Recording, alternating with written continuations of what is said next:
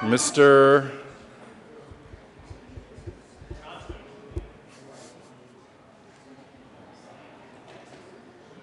Majority Leader Scheffel.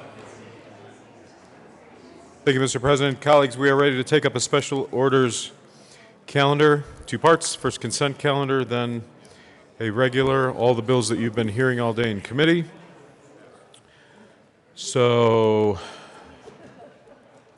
first of all, Mr. President, I move that the Senate proceed out of order for purposes of taking up a special orders second reading of bills consent calendar and special orders second reading of bills calendar. You've heard the motion that the Senate proceed out of order for the consideration of a special order second reading of bills consent calendar, or special orders second reading of bills calendar. All those in favor say aye. Those opposed, no. The ayes have it. Majority Leader Scheffel. Thank you, Mr. President. Next, we need move that the Senate waive Rule 15C for the purposes of bringing up on second orders, special orders, second reading of bills calendar, bills that have not been previously printed in the calendar. Ask for an aye vote. You have heard the motion that the Senate waive Senate Rule 15C for the purposes of bringing up bills, which is what we do. All those in favor say aye. Those opposed, no. The ayes have it. Majority Leader Scheffel. Thank you, Mr. President. Colleagues, the proposed calendars have been passed out to you. Move the Senate take up a special order. Colleagues, can we bring the chatter down just a touch? Senator Johnson, $10.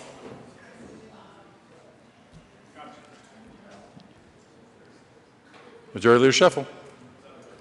Thank you, Mr. President. Colleagues, the proposed calendars have been passed out around your desks. We chatted with minority leadership. Appreciate their cooperation. Move the Senate take up a special order second reading of bills consent calendar comprised of House Bill 1040, House Bill 1175, House Bill 1328, House Bill 1112, and House Bill 1424. Do you have any other questions? At the hour of 7:09.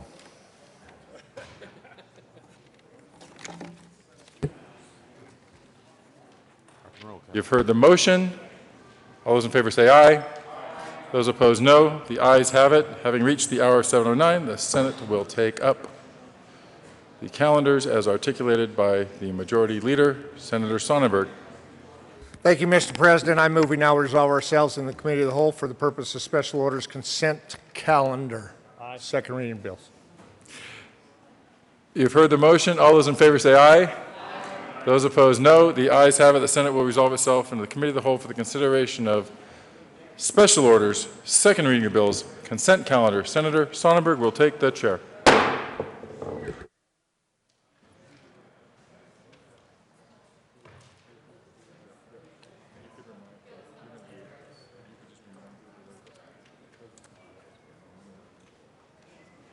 For everybody.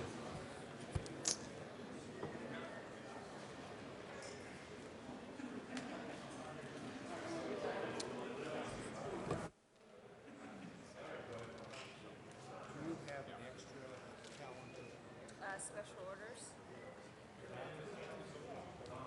You ready, guys? Yep. Committee will come to order. The court rule, the President has relaxed for everybody for the rest of the evening. Just a reminder. Mr. Majors, please read the title to all the bills on the special order second reading of bills consent calendar. House Bill 1040 by Representative Singer, Senator Holberg, concerning auxiliary emergency communications of the state in connection with establishing the auxiliary emergency communications unit in the Office of Emergency Management in the Department of Public Safety and making an appropriation. House Bill 1175 by Representatives Primavera and Norberg and Senators John and Neville, concerning the administration of the property tax exemptions for qualifying seniors and disabled veterans in connection therewith making an appropriation. House Bill 1328 by Representatives Lee and McCain, Senators Lambert and Lumberg, concerning statutory provisions related to the use of seclusion on individuals and in connection therewith making an appropriation. House Bill 1112 by Representative Landgraf and Senator Crowder, concerning the creation of the Training Veterans to Train Their Own Service Dogs pilot program. House Bill 1424 by Representative Vigil and Senator Garcia, concerning qualifications for the administration of medications and facilities in connection therewith making an appropriation. Mr. Majority Leader. Thank you, Mr. Chairman. I move that the committee adopt the Bills detailed on the special order second reading of bills consent calendar, which is comprised of House Bill 1040, House Bill 1175, House Bill 1328 and its associated Appropriations Committee report, House Bill 1112, and its associated State Veterans Military Affairs Committee report and its associated Appropriations Committee report, and House Bill 1424. Ask for an aye vote. Is there any discussion on any of the associated committee reports? Seeing none, the question before us is the adoption of those committee reports. All those in favor signify by saying aye. All those opposed say no. The ayes have it. The committee reports are adopted. Is there any discussion on any of the bills on the special orders second reading of bills consent calendar? Seeing none, the question before us is the adoption of those bills. All those in favor signify by saying aye. All those opposed say no. The ayes have it. Those bills are indeed all adopted. Mr. Majority Leader. Mr. Chairman, I move the committee rise and report. Question before us is whether or not the committee should rise and report. All those in favor signify by saying aye. All those opposed say no. The ayes have it. The committee will indeed rise and report.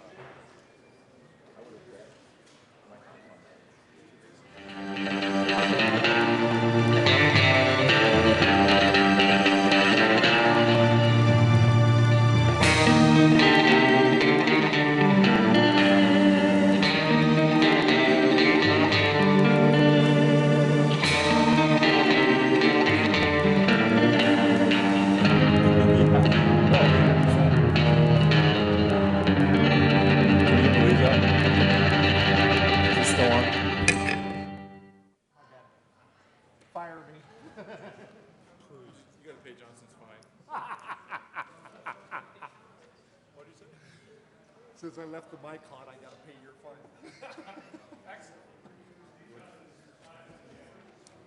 Ready? The Senate will come back to order. Senator Sonnenberg. Thank you, Mr. President. Your committee met and had a number of bills talked about. Mr. Majors, please read the report.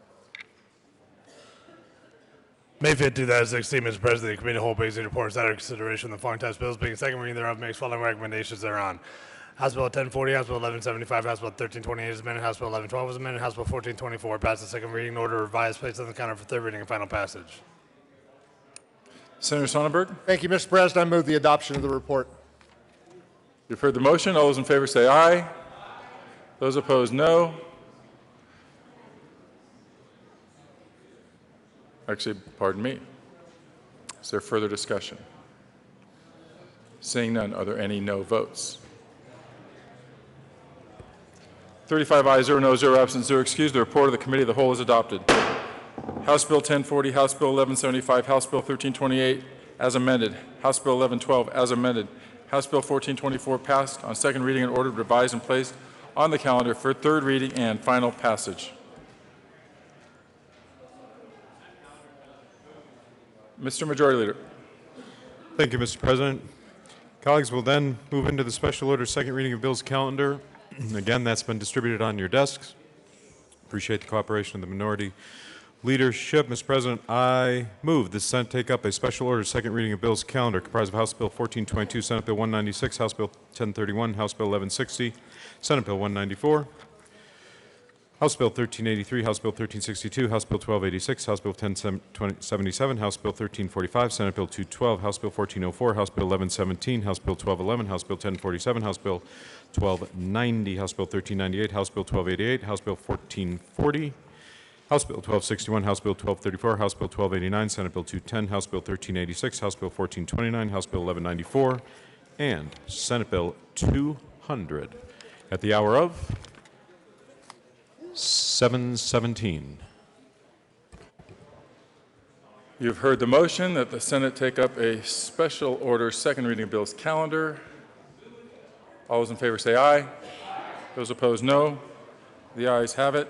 Having reached the hour of 7:17, Senator Sonnenberg.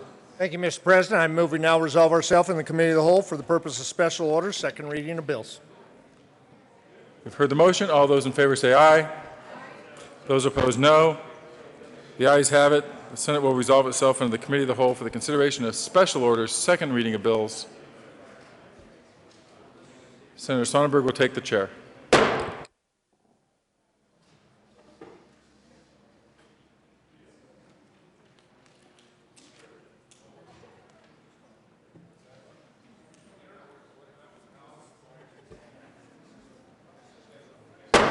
Committee will come to order, and again, court rule is relaxed by the President for the rest of the evening. Mr. Majors, please read the title of House Bill 1422. House Bill 1422 by Representatives Hamner and Rankin and Senators Lambert and Stedman concerning financing public schools and in connection therewith making an appropriation. Senator Lambert. Thank you, Mr. Chair. We move House Bill 1422. There are no committee reports. There is an amendment on the desk. Mr. Majors, please read Amendment L031. Amendment L031 to House Bill 1422 by Senators Lambert. Senator Lambert, or Senator Stedman. Thank you, Mr. Chairman. I move Amendment L031. And colleagues, this is a bit of a technical fix to a section in the bill that's actually generated quite a bit of conversation. It goes to the provision in the bill that allows CDE to make loans to school districts from the Contingency Reserve Fund in certain situations where they've experienced a drop in assessed valuation. And what Amendment L031 does is adjust the way this provision is written in statute, because as we've been debating this issue for quite a few weeks now, we have discovered that we weren't all working off of the same assumptions and list of school districts affected or eligible for these loans. And one of the reasons is because the group of school districts that would be eligible for these loans are ones that have a very high or assessed value that pays for their total program from their local mill levy, and they don't receive any state share. And as we drilled down deeper into the data, it turns out there's districts in this situation that still receive a very negligible amount of state share. There's one, I think, that gets $47 in state equalization fund, but that would disqualify them from eligibility for this contingency reserve loan. And so what Amendment L031 does is say, as long as you're less than 0.5% from being in this situation, it sort of creates a margin of error to sweep in additional districts so that they would be able to apply for and receive this loan. And I would ask for an aye vote. I would Seeing no, Senator Lambert. also ask for an aye vote on L031. Seeing no further discussion, the question before us is the adoption of Amendment L031. All those in favor signify by saying aye. Aye. All those opposed say no. The ayes have it. L031 is adopted. Is there any other discussion? There is an amendment on the desk.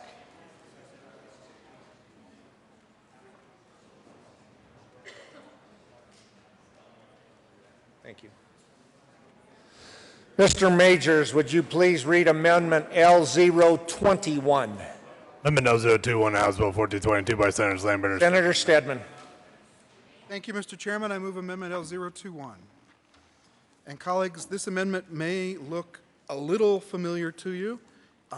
It would add a section to the bill dealing with the issue of mill levy overrides and charter schools. And this actually is something that should look fairly familiar, although this is a different version of an issue that we've debated recently here in this chamber. And this is a compromise approach to this particular subject. It is prospective only.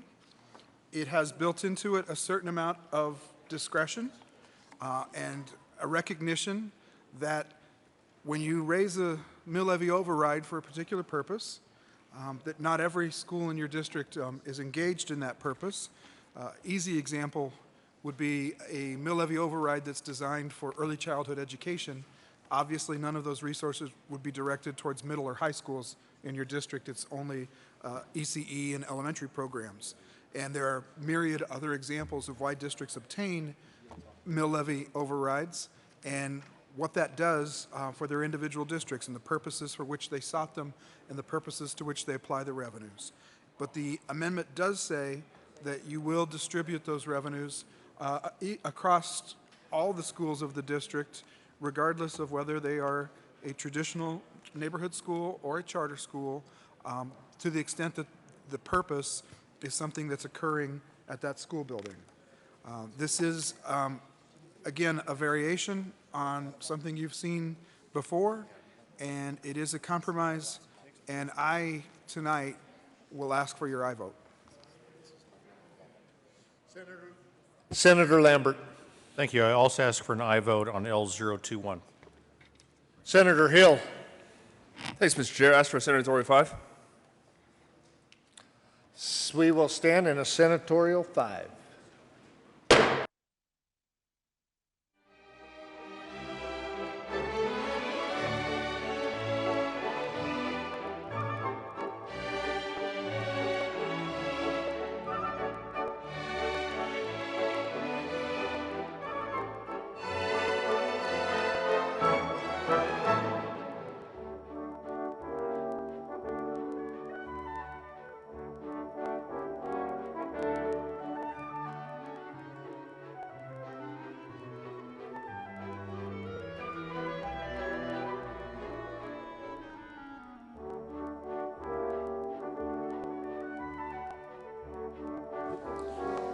Committee will come back to order.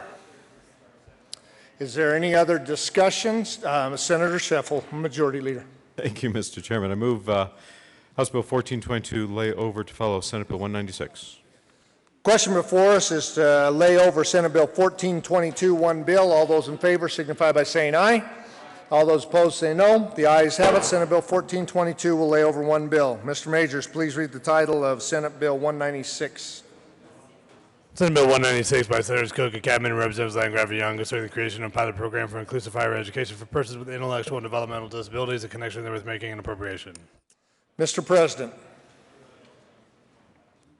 Thank you, Mr. Chairman. I move Senate Bill 196, the Appropriations Committee report, and the is that Education report? Education. Education Committee report. Please, to the Education Committee report, Mr. President.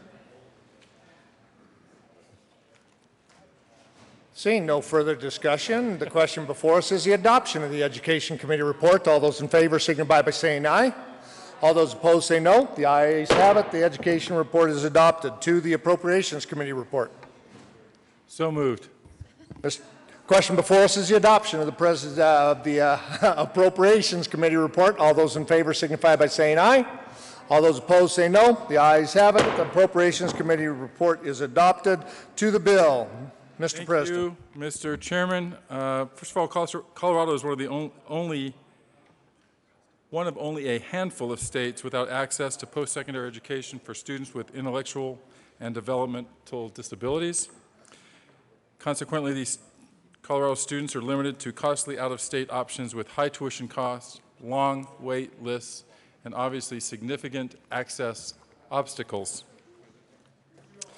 In 2008, the Federal Higher Education Opportunity Act received bipartisan support from Congress to expand college opportunities to students with intellectual disabilities.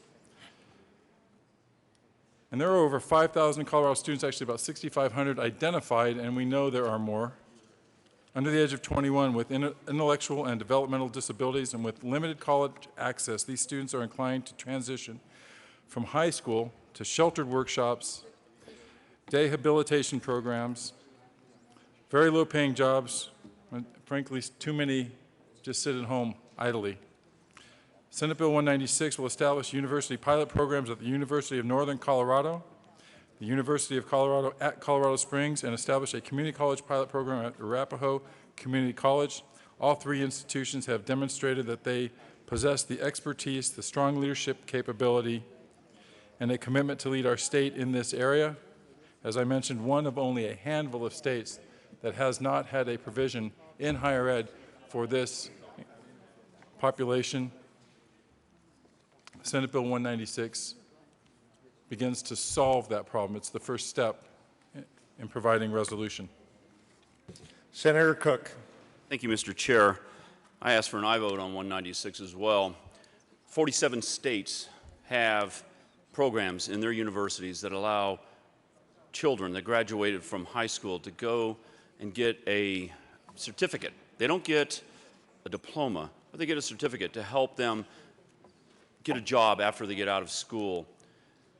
So we're losing hundreds of kids from the state of Colorado. They're going to eastern New Mexico, going to Iowa, going to other states to get some form of an education. These kids deserve the same chance as what our other kids get. They pay their own tuition, they pay their own room and board, and all they're asking for is to stay in state. 85% of the families that were polled said they're not satisfied with the opportunities here in Colorado.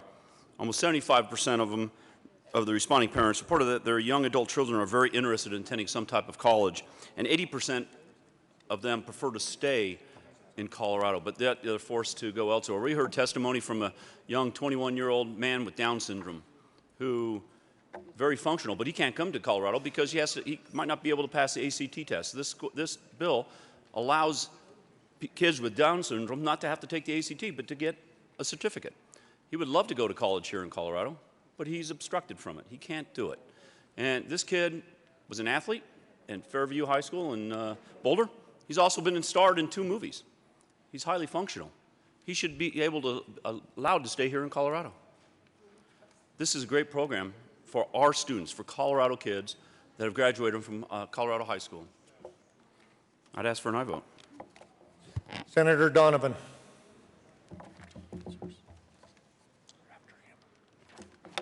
Thank you, Mr. Chair. I just wanted to rise in support of 196. I've been proud to be working with the Majority Office and the President on this issue since last summer. I'm very excited to see this bill come to fruition, especially at the end of the session. The part that I wanted to add is that, yes, this will go to start to set up some very successful programs and provide inclusive higher education options for many of our students in Colorado that want to pursue education beyond high school. But what I learned from my discussions and talking with a constituent from my district this summer was it's not only the certificate that they are seeking, but also the life skills that one learns at a higher education institution, like how to pay bills, use an ATM, navigate different social situations, and call home. And that is going to be the other extremely valuable part of this program. So I thank the sponsors for bringing this bill and very happy to see the fruition of the conversations of this summer. Thank you. Senator Kafalis. Thank you, Mr. Chair. Good evening, colleagues. I rise in strong support of Senate Bill 196, and I wish to applaud the bill sponsors. I actually met a young man who is involved in the Colorado Initiative for Higher Education, who is attending college at Metro State University. He is an individual with intellectual and developmental disabilities, and it was really an amazing thing to see this young man and how he was progressing.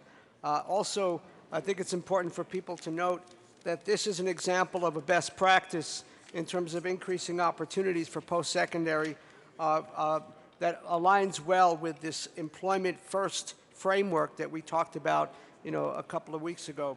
So this is, I think this is a great thing, and I thank the sponsors for advancing this this pilot program. Thank you. Senator Todd. Thank you, Mr. Chair, and I rise in support of Senate Bill 196.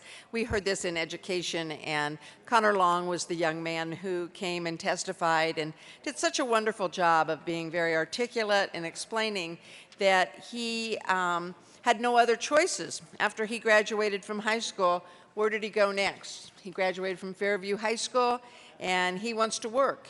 He wants to be able to do some things to make a difference in his community and in his state. And at this point in Colorado, we've not allowed that and permitted the accessibility for students that have special needs. This is a good bill. This is something that I think is probably long overdue, and I appreciate very much the sponsors in bringing it forward. Serving on CCHE, I've already talked with putting it on the agenda to be able to have more conversations to find out what are some of our institutions of higher education offering for students with disabilities. And so again, I urge an aye vote and thank very much the sponsors for bringing it forward. Senator Martinez-Humenick. Thank you, Mr. Chair. I too rise in support, and this bill will actually equalize the playing field for our young people with higher education. So I am in strong support of this and would urge an aye vote. Seeing no further discussion, the question before us is the adoption of Senate Bill 196. All those in favor signify by saying aye. All those opposed say no. The ayes have it. Senate Bill 196 is adopted. Mr. Majors, please read the title of House Bill 1422. House Bill 1422 by Representatives Hammond and Reagan, Senators Lambert and Stedman, concerning financing public schools in connection therewith making an appropriation. Mr. Majority Leader. Thank you, Mr. President. I move that the committee lay over House Bill 1422 to follow Senate Bill 194. 1031, is that what you said? 194. Okay. Motion is to lay over Senate Bill 1422 to follow Senate Bill 194. All those in favor signify by saying aye. All those opposed say no. The ayes have it. This Bill 1422 will lay over to follow Senate Bill 194. Mr. Majors, please read the title of House Bill 1031. House Bill 1031 by Representative Carver and Senator Cook, concerning requiring that Legislative Council staff present a study of the Transportation Commission districts of the state to the Transportation Legislation Review Committee. Senator Cook. Thank you, Mr. Chair. I move House Bill 1031. And there are no committee reports. To the bill. This is a TLRC interim committee report or bill, and it also went to Joint Legislative Council. Basically, what it just says is that Leg Council needs to work with the CDOT so that we can look at the different districts for the commission throughout the state. Currently, there are 11 different districts, and they haven't been looked at since 1991. And so we need to look at areas of population growth and number of lane miles, et cetera. And so the commission will now report to us regarding any changes in the district boundaries. Senator Baumgartner. Thank you, Mr. Chairman. Was this a TLRC bill? Seeing no further discussion, the question before us is the adoption of House Bill 1031. All those in favor signify by saying aye. All those opposed say no. The ayes have it. House Bill 1031 is adopted. Mr. Majors, please read the title of House Bill 1160. House Bill 1160 by Representative Janal Nanteen and Senator Tate, concerning the continuation of the Surgical Assistant and Surgical Technologist Registration Program in connection therewith making an appropriation. Senator Tate. Thank you, Mr. Chair. I move House Bill 1160 and any associated committee reports. There is no committee report. Seeing no further discussion, the question before us is the adoption of House Bill 1160. All those in favor signify by saying aye. Aye. All those opposed say no. The ayes have it. House Bill 1160 is adopted. Mr. Majors, please read the title of Senate Bill 194. Senate Bill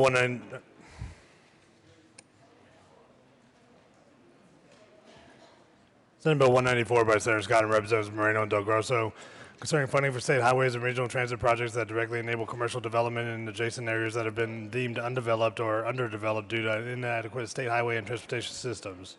Senator Scott. Thank you, Mr. Chair. I move Senate Bill 194, the Appropriations Committee report, and the Finance Committee report. How about Transportation Committee report? And Transportation, sorry. Do the Transportation Committee report. It was a great report. Seeing no further discussion, the question before us is the adoption of the Transportation Committee report. All those in favor signify by saying aye. All those opposed say no. The ayes have it. Transportation Committee report is adopted. To the Appropriations Committee report, Senator Scott. Thank you, Mr. Chair. That was even a better report. Seeing no further discussion, the question before us is the adoption of the Appropriations Committee report. All those in favor signify by saying aye. Aye. All those opposed say no. The Appropriations Committee report is adopted. To the bill, Senator Scott. Thank you, Mr. Chair. Senate Bill 194 is a great combination of everything we need to fix our transportation problems in metro areas around the state of Colorado. I say vote aye. Senator Aguilar. Senator Aguilar. Thank you, Mr. Chair. I rise in opposition to Senate Bill 194. This bill allows the Transportation Commission to pledge state sales tax revenue to build local commercial development projects. In theory, the Transportation Commission could authorize the state sales tax revenue generated from specific commercial development projects could be kept by a local development authority and not contributed to the state general fund if they determine that the reason there has not been commercial development in the area is a lack of highway or transit development. The allowed uses of the state sales taxes collected within the designated area by the local authority are broad and include a long list of infrastructure investments that include but are not limited to the highway or transit infrastructure. I'd refer you to page 8, lines 9 through 22. This bill also includes the but-for language, see page 10, lines 8 to 11, similar to the Regional Tourism Authority legislation. The bill sounds like it is a way to pledge future revenue that would not be generated otherwise to pay for transportation projects. However, the foregone potential state sales taxes would not just pay for local transportation projects. It could be used to offset costs that in other commercial developments are borne by the local government or the developer. This is a new twist on an old strategy, pledge future state sales tax revenue to fund local projects. These bills often come late in the session when there is little time for appropriate scrutiny and nobody is paying attention. This is not a transportation funding bill. It is a local development funding bill using transportation as a hook. It allows the Transportation Commission to pick winners from competing local communities, potential state general fund dollars that could be used to contribute to state funding projects.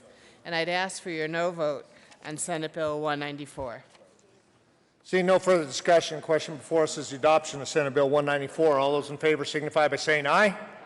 All those opposed say no. The ayes have it. Senate Bill 194 is adopted. Mr. Majors, please read the title of House Bill 14. Mr. Majority Leader. Thank you, Mr. Chairman. I move the committee lay over House Bill 1422 to follow House Bill 1077.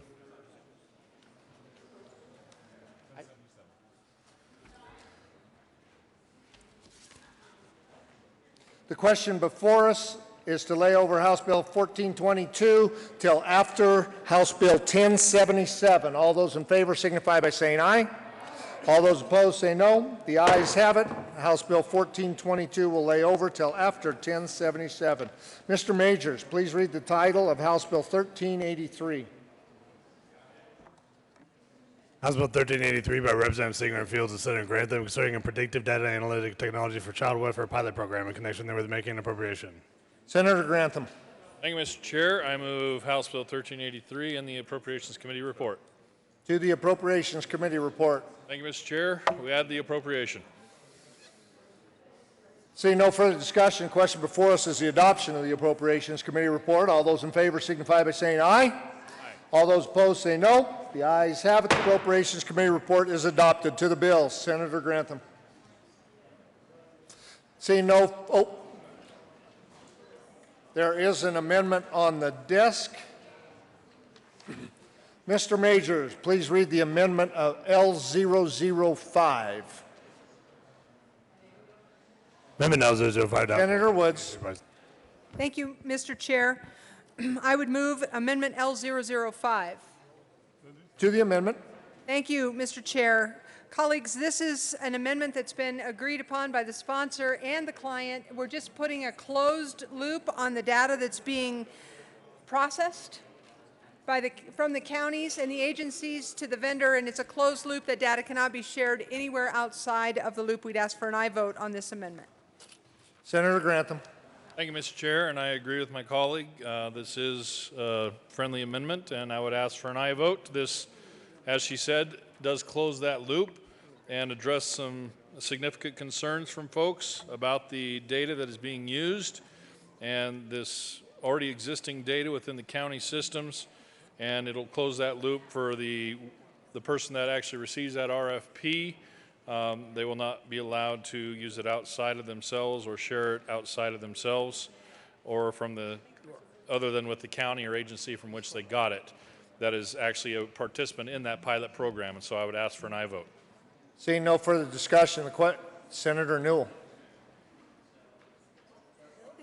What's that? Thank you, Mr. Chair. Excuse me, members. I also ask for an aye vote on Amendment 005. Seeing no further discussion, the question before us is the adoption of Senate Bill or the Senate Amendment L005. All those in favor signify by saying aye. All those opposed say no. The ayes have it. L005 is adopted to the bill. Senator Grantham. Thank you, Mr. Chair. And just a quick recap on this bill for the predictive data analytic technology. This, a lot of questions have come up about the data that's being used. This is data that is already in existence. It's not new data that will be going out, being picked up by the person that receives this RFP in the pilot program. This is data that already exists in the county. This is the use of private enterprise to be able to help a government function that is wildly inefficient and unable to perform the duties it has in order to protect children. And we're using the ingenuity of private enterprise to make this happen without data mining any new data. This is data already in existence. And bottom line, folks, this is a very successful program in many areas in the country already using these predictive data analytics. And we're seeing success in Florida, we're seeing success in California, in Texas, in North Carolina, in Tennessee, and in Pennsylvania, and hopefully in Colorado. And bottom line is what our goal here is to save kids in these abusive situations. And I think we all have that same goal in mind, and I'd ask for an aye vote. Senator Newell. Thank you, Mr. Chair. I just want to thank the sponsor for including the Joint Technology Committee on this, to making sure that there is consistency similar to JPC, that we have our eyes on this type of, especially a pilot program like this, so that we can make sure to get recommendations that that we've been able to see holistically. So thank you very much, and I ask for an aye vote. Seeing no further discussion, the question before us is the adoption of House Bill 1383. All those in favor signify by saying aye. Aye. All those opposed say no. The ayes have it. Senate Bill 1383 is adopted. Mr. Majors, please read the title of House Bill 1362. House Bill 1362 by Representative Young, Senator Martinez-Humanic, concerning the transfer of the functions of the license plate auction group to the Colorado Disability Funding Committee in connection therewith making an appropriation. Senator Martinez-Humanic. Thank you, Mr. Chair. Colleagues, I bring forth House Bill 1362, and I would ask for favorable approval on this bill. This is concerning the sale of valuable registration numbers for... Senator Martinez-Humanic, I need you to move the Appropriations Committee report as well as the Finance Committee report. Reports. Thank you, Mr. Chair. I move both of those reports and ask for... To the Finance Committee report, Senator Martinez-Humanic. Seeing no further discussion, the question before us is the adoption of the Finance Committee report. All those in favor signify by saying aye. Aye. All those opposed say no. The ayes have it. The Finance Committee report is adopted. To the Appropriations Committee report, Senator Martinez-Humanic. It's a good report. Seeing no further discussion, the question before us is the adoption of the Appropriations Committee report. All those in favor signify by saying aye. Aye. All those opposed say no. The ayes have it. The Appropriations Committee report is adopted. To the bill, Senator Martinez-Humanic. Thank you, Mr. Chair. Colleagues, the purpose of this program is to sell uniquely valuable letter or number registration numbers, and particularly the retired ones, including low numbers, single to triple digit letters, and retired personalized license plates. And just wanted to let you know that what this does is this bill actually takes two different groups and consolidates them or merges them together so that they can be more efficient with the program and the processes that they're going through. And I did want to mention that this consolidates the functions of the Disability Benefit Support Contract Committee and the License Plate Auction Group. And each one of these groups has separate cash funds, And when this is pooled together, it will actually help this program run much more efficiently. And this program exists to generate revenue from the auction or sale of these unique license plates that I just mentioned that hold value. And then the revenue will provide assistance to people with disabilities and will also fund more innovative programs that will increase the quality of life for people with disabilities. The funds generated by this program are designed to be self-sustaining, and this program does not require any general fund money. Several other states already have similar programs to the auction and sell unique license plates program. Colorado would be the only state, though, to use the revenue to support people with disabilities, so that would make us stand out. This is a result of several years of stakeholder discussions between the disability community and the General Assembly and multiple state agencies, and I wanted to make mention that the state of Texas has done something similar to this for the past 5 years and has generated over $50,000 for their state. So this is actually a very good program. It will benefit people with disabilities, and since there are no monies coming from the general fund and it's a self-sustaining program, I would urge an aye vote. Seeing no further discussion, the question before us is the adoption of House Bill 1362. All those in favor signify by saying aye. All those opposed say no. The ayes have it. House Bill 1362 is adopted. Mr. Majors, please read the title of House Bill 1286. House Bill 1286 by Representative Becker Kay and Senator Tate concerning an increase in the percentage of landowners' costs incurred in performing wildfire mitigation measures that may be claimed by the landowner for purposes of wildfire mitigation income tax deduction. Senator Tate. Thank you, Mr. Chair. I move House Bill 16-1286 and any associated committee reports. There are no committee reports to the bill. Thank you, Mr. Chair. This bill is about physical capital investment and tax burden reduction. What could be better? I urge an aye vote. Seeing no further discussion, the question before us is the adoption of House Bill 1286. All those in favor signify by saying aye. All those opposed say no. The ayes have it. House Bill 1286 is adopted. Mr. Majors, please read the title of House Bill 1077. House Bill 1077 by Representative Moreno and Senator Martinez-Jimenez concerning the recreation of the Statutory Revision Committee in connection therewith making an appropriation. Senator Martinez-Jimenez. Thank you, Mr. Chair. I move House Bill 1077 and there is no committee report. Senator Martinez-Jimenez to the bill. Oh, Finance? I apologize. Did you move the Finance Committee report? that's what I was going to do. Thank you, Mr. Chair. I move the Finance Committee report. To the Finance Committee report. There was a change made in the Finance Committee. It was a friendly amendment that actually stated more clearly that the committee shall propose legislation only to streamline, reduce, or repeal provisions of the Colorado Revised Statutes, and that the committee will endeavor to recommend legislation that cumulative has in each legislative session no net increase in the number of laws or pages of laws in the Colorado Revised Statutes. So that was accepted. Seeing no further discussion, the question before us is the adoption of the Finance Committee report. All those in favor signify by saying aye. Aye. All those opposed say no. The aye had it. The Finance Committee report is adopted. To the bill, Senator Martinez-Jimenez. Thank you, Mr. Chair. Colleagues, this bill will reestablish the Statute Review Committee that was repealed back in 1985.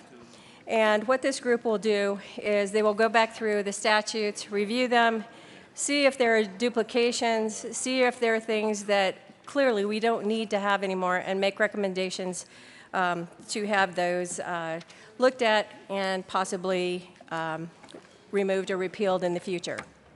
I would urge an aye vote on this. This will help us be more efficient, more effective in the future, and it will also allow us to know what might be on the books that maybe is a duplication or needs to be removed or is not any longer any good for the state. I would urge an aye vote. Seeing no further discussion, the question before us is the adoption of House Bill 1077. All those in favor signify by saying aye. All those opposed say no. The ayes have it. House Bill 1077 is adopted. Mr. Majors, please read the title of House Bill 1422. House Bill 1422 by Representatives Hampton and Rager, Senators Lambert and Stedman, concerning financing public schools in connection therewith making an appropriation. Senator Lundberg. Thank you, Mr. Chair. I move House Bill 1422 be laid over till following House Bill 1117. The question before us is to lay over House Bill 1422 till after House Bill 1117. All those in favor signify by saying aye. All those opposed say no. The ayes have it. The House Bill 1422 will be laid over until after 1117. Mr. Majors, please read the title of House Bill 1345. House Bill 1345 by Representative Kagan and Senator Cook, concerning the continuation of the Sex Offender Management Board in connection therewith implementing the recommendations of the 2015 Census Report issued by the Department of Regulatory Agencies. Senator Cook. Thank you, Mr. Chair. I move House Bill 1345 and the State Veterans and Military Affairs report.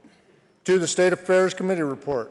The Military Affairs moved the sunset date to 2023, and then it also added an amendment that says if two providers are not available, then one will suffice, meeting certain needs of the offender and the proximity of the treatment and the public safety. Seeing no, Senator Stedman. Thank you, Mr. Chairman. Colleagues, I rise to explain my no vote on this bill. I am voting no on this bill not because I want to see... Senator Stedman, we are to the committee report. I'm very sorry. I'll yield.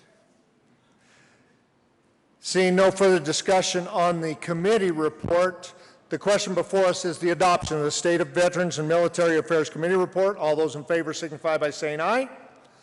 All those opposed say no. The ayes have it. The committee report is adopted. To the bill, Senator Stedman. Thank you, Mr. Chairman. This might be the appropriate time for me to rise and explain my no vote on House Bill 1345. And I'm not voting no because I don't think there's a role for this board to perform this function. I'm voting no because I'm disappointed in both the sunset report and I'm disappointed in the process, frankly. This is House Bill 1345 for a sunset report that was issued by DORA on October 15th of 2015. House Bill 1345 was introduced in the Senate on May the 4th, and it's on the floor for second reading debate on the evening of May the 5th. Last time this bill came through this chamber, I was here, and we had a rip-roaring debate, put some amendments on the bill that got it vetoed, had to go through the one-year wind-down of a program that was on the verge of sunset to pass a bill the next year, with lots of acknowledgement that this is a board with some problems and some need for reform.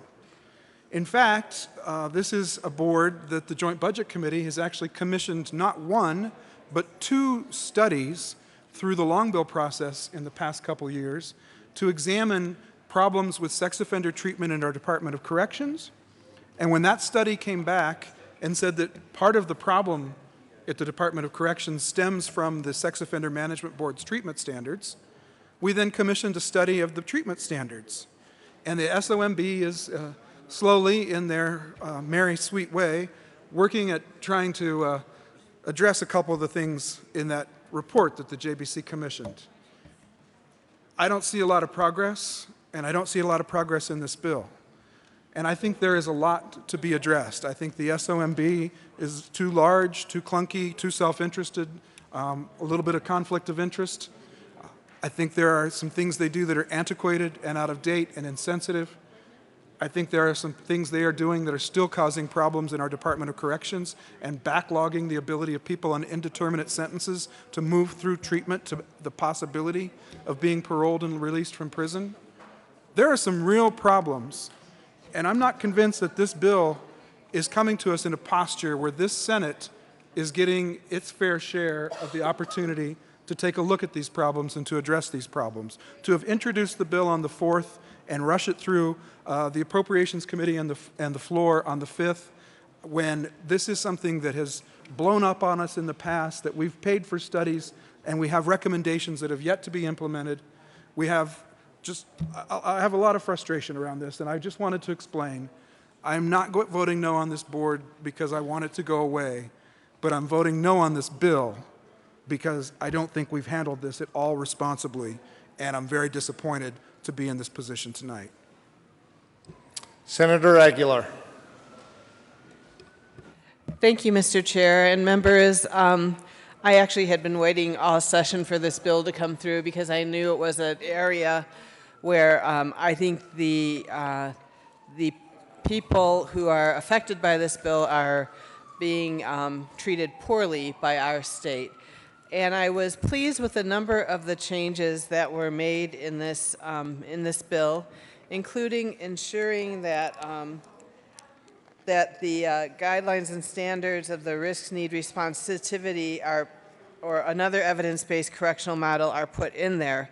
I am concerned by the State Veterans and Military Affairs report, which is the bill is written, extended the deadline, or just did another 5-year sunset. The State Affairs report is looking to give it a 9-year sunset. And I think with all the problems in this area, that's not going to be helpful to the people in our state. The second thing is that, one of the major duties of this board is to determine what is the appropriate treatment for people who are sex offenders. And unfortunately, they only have 4 mental health providers on the entire 25-member board of directors. 2 mental health professionals that treat adults and 2 that treat juveniles.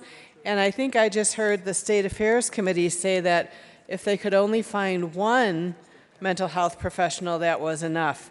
In light of the fact that so much of their duty involves revising standards and guidelines for treatment, I am very concerned that this 25-member board does not have adequate representation of treatment providers.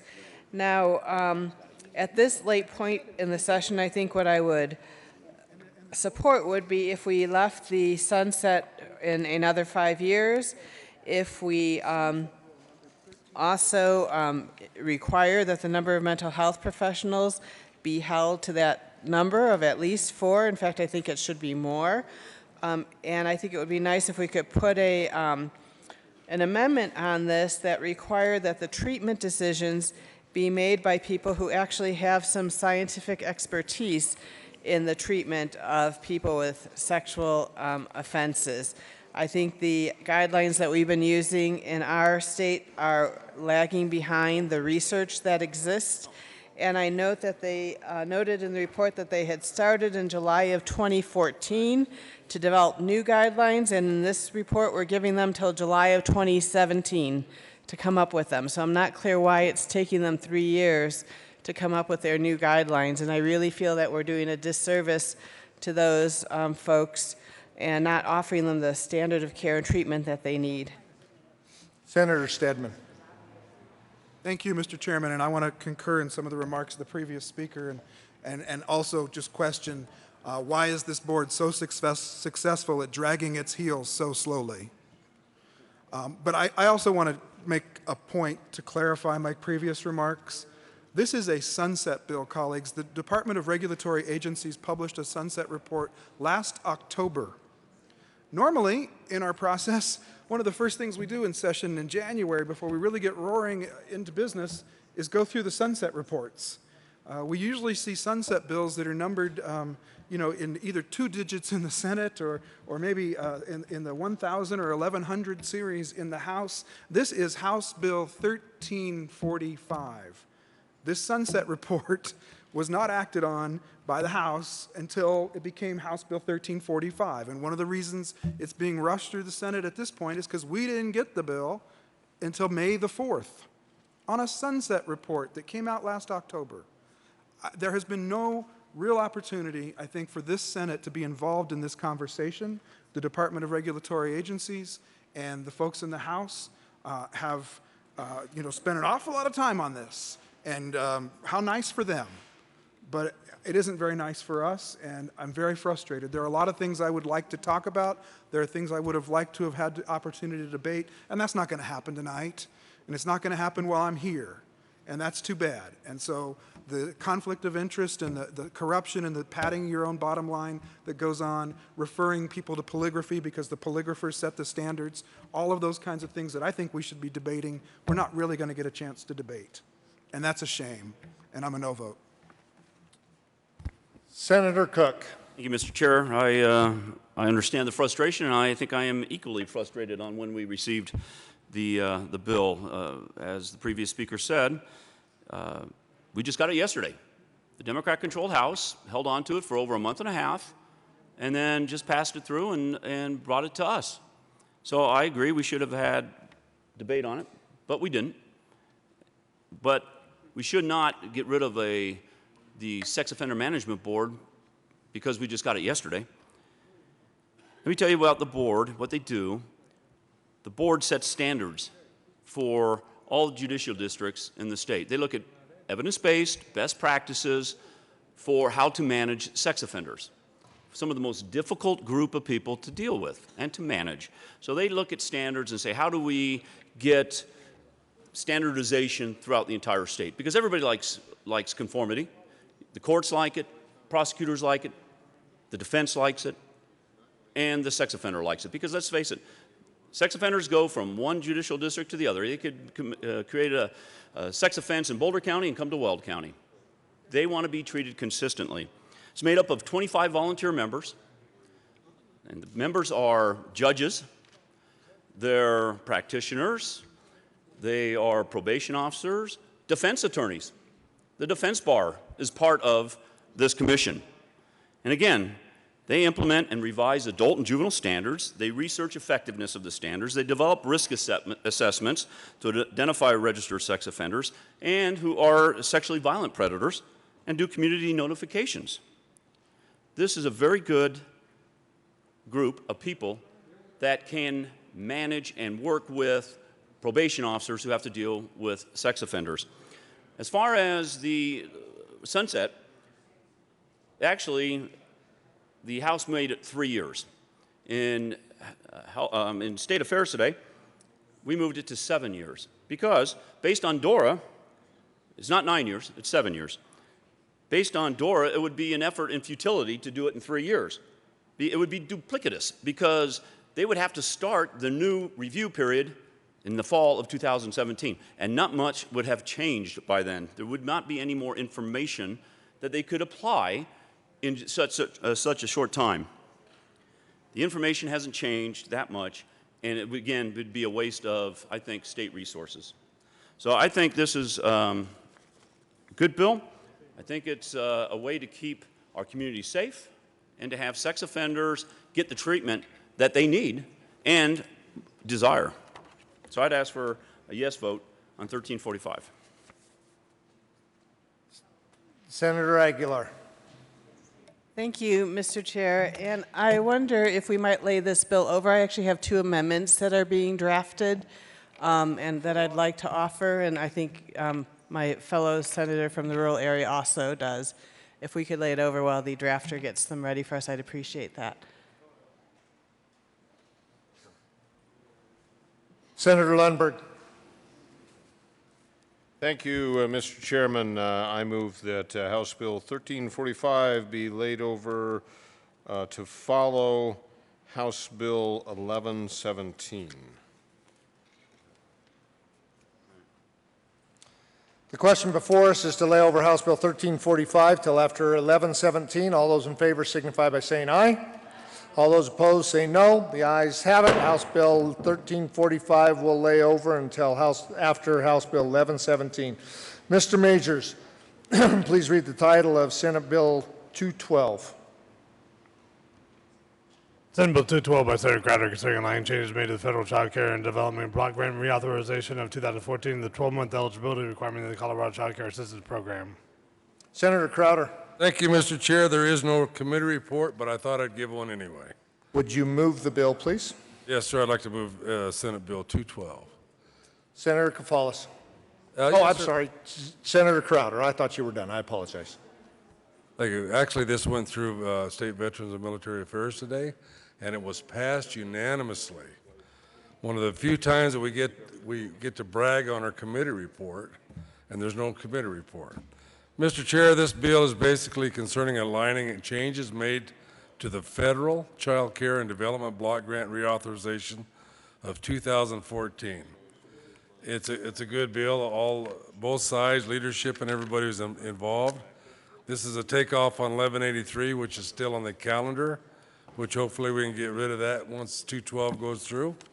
With that, Mr. Chair, I would just ask for an aye vote. Thank you. Senator Kafalis.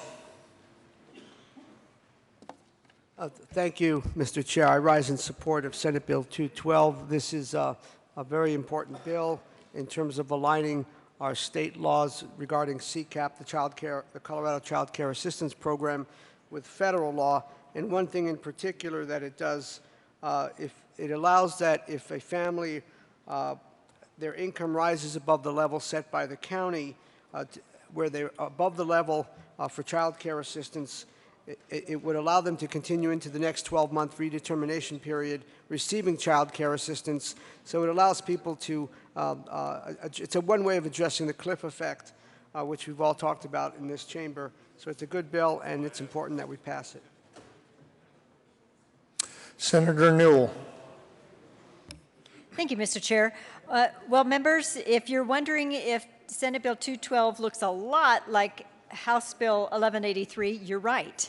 It does. It has, what it includes is the body of 1183, but it adds some of the amendments that we put on in Health and Human Services from 1183, so it's kind of like a combo, but it is, if you are wondering what it does exactly, it is basically the same thing as that other bill, and we ask for an aye vote. Thank you. Seeing no further discussion, the question before us is the adoption of House Bill 212. All those in favor signify by saying aye. All those opposed say no. The ayes have it. House Bill 212, or Senate Bill 212 is adopted. Mr. Majors, please read the title of House Bill 1404. House Bill 1404 by Representatives Duran and Wiss, Senators Cook and Guzman, concerning the regulation of fantasy contests in connection therewith making an appropriation. Senator Lundberg. Thank you, Mr. Chair. I move House Bill 1404 layover to follow House Bill 1047. The question before us is to lay over House Bill 1404 till after House Bill 1047. All those in favor signify by saying aye. All those opposed say no. The ayes have it. House Bill will lay over. Mr. Majors, please read the title of House Bill 1117. House Bill 1117 by Representatives Kagan and Sane, Senators Aguilar and Cook, concerning a requirement that custodial interrogations related to investigations for certain serious felonies be electronically recorded in connection therewith making an appropriation. Senator Aguilar. Thank you, Mr. Chair. We move House Bill 1117 and the Appropriations Committee report.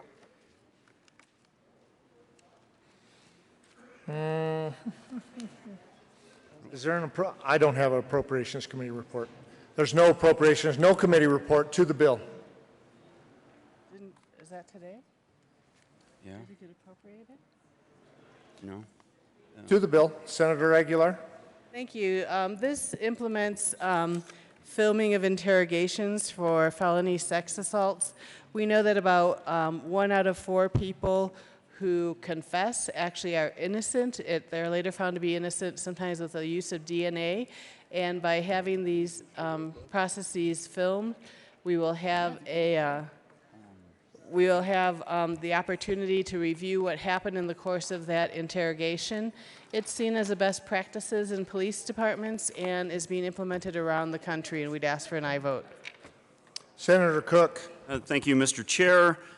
Basically what this says is law enforcement on first-degree and second-degree felonies and on felony sex assaults must have a video recording. There are some exceptions for that, but it is best practices. We can determine from the person's own words what they said, what they did, if there's leading questions, or how the interrogation was handled.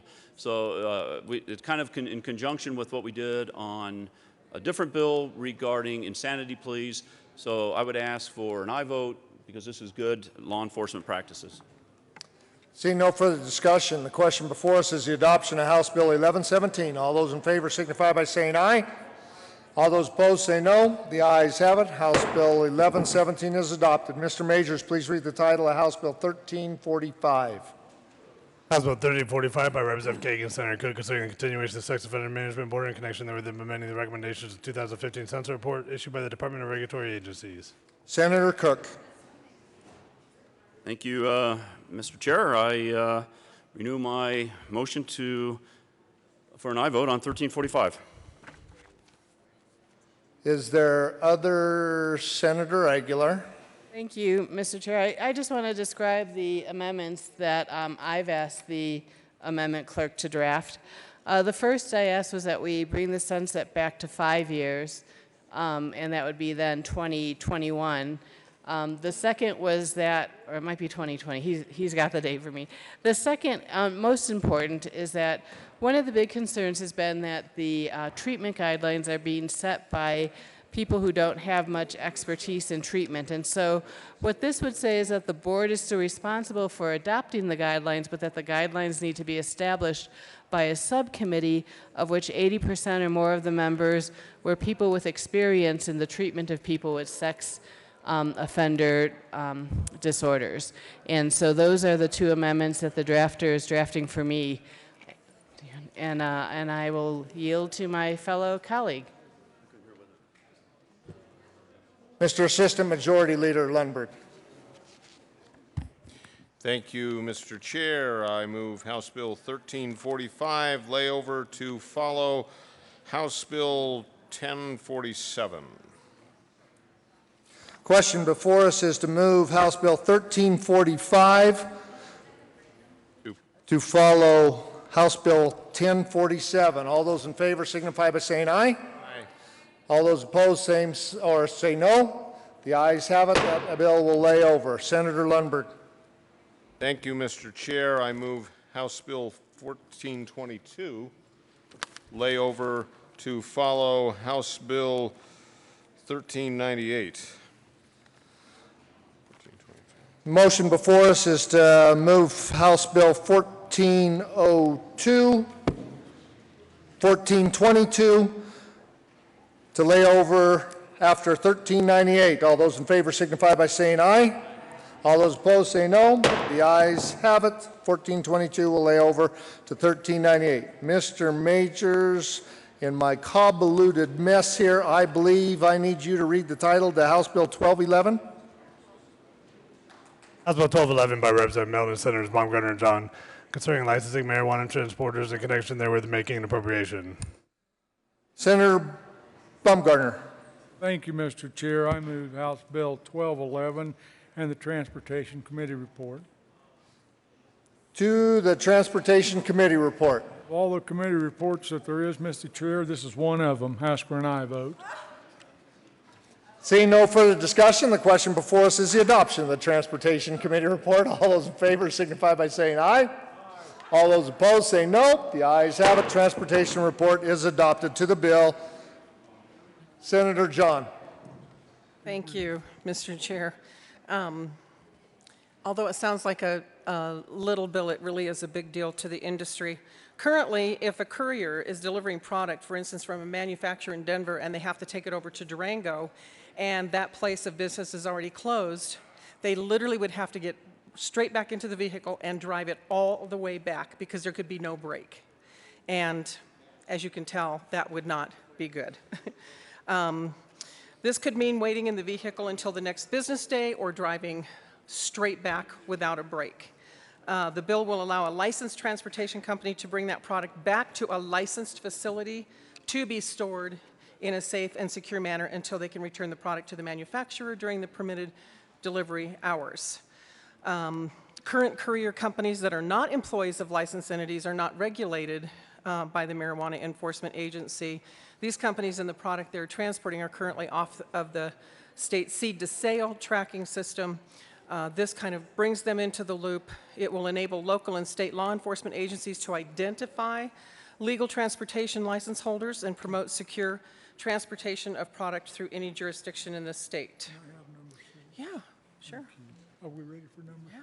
Thank you. Seeing Senator Baumgartner. And the bill allows a transportation company to maintain a licensed storage distribution facility, ensuring that the product can be properly stored in a safe and secure area, even on the longest delivery runs across the state. Do you want? Seeing no further discussion, the question before us is the adoption of House Bill 1211. All those in favor signify by saying aye. Aye. All those opposed say no. The ayes have it. House Bill 1211 is adopted. Mr. Majors, please read the title of House Bill 1047.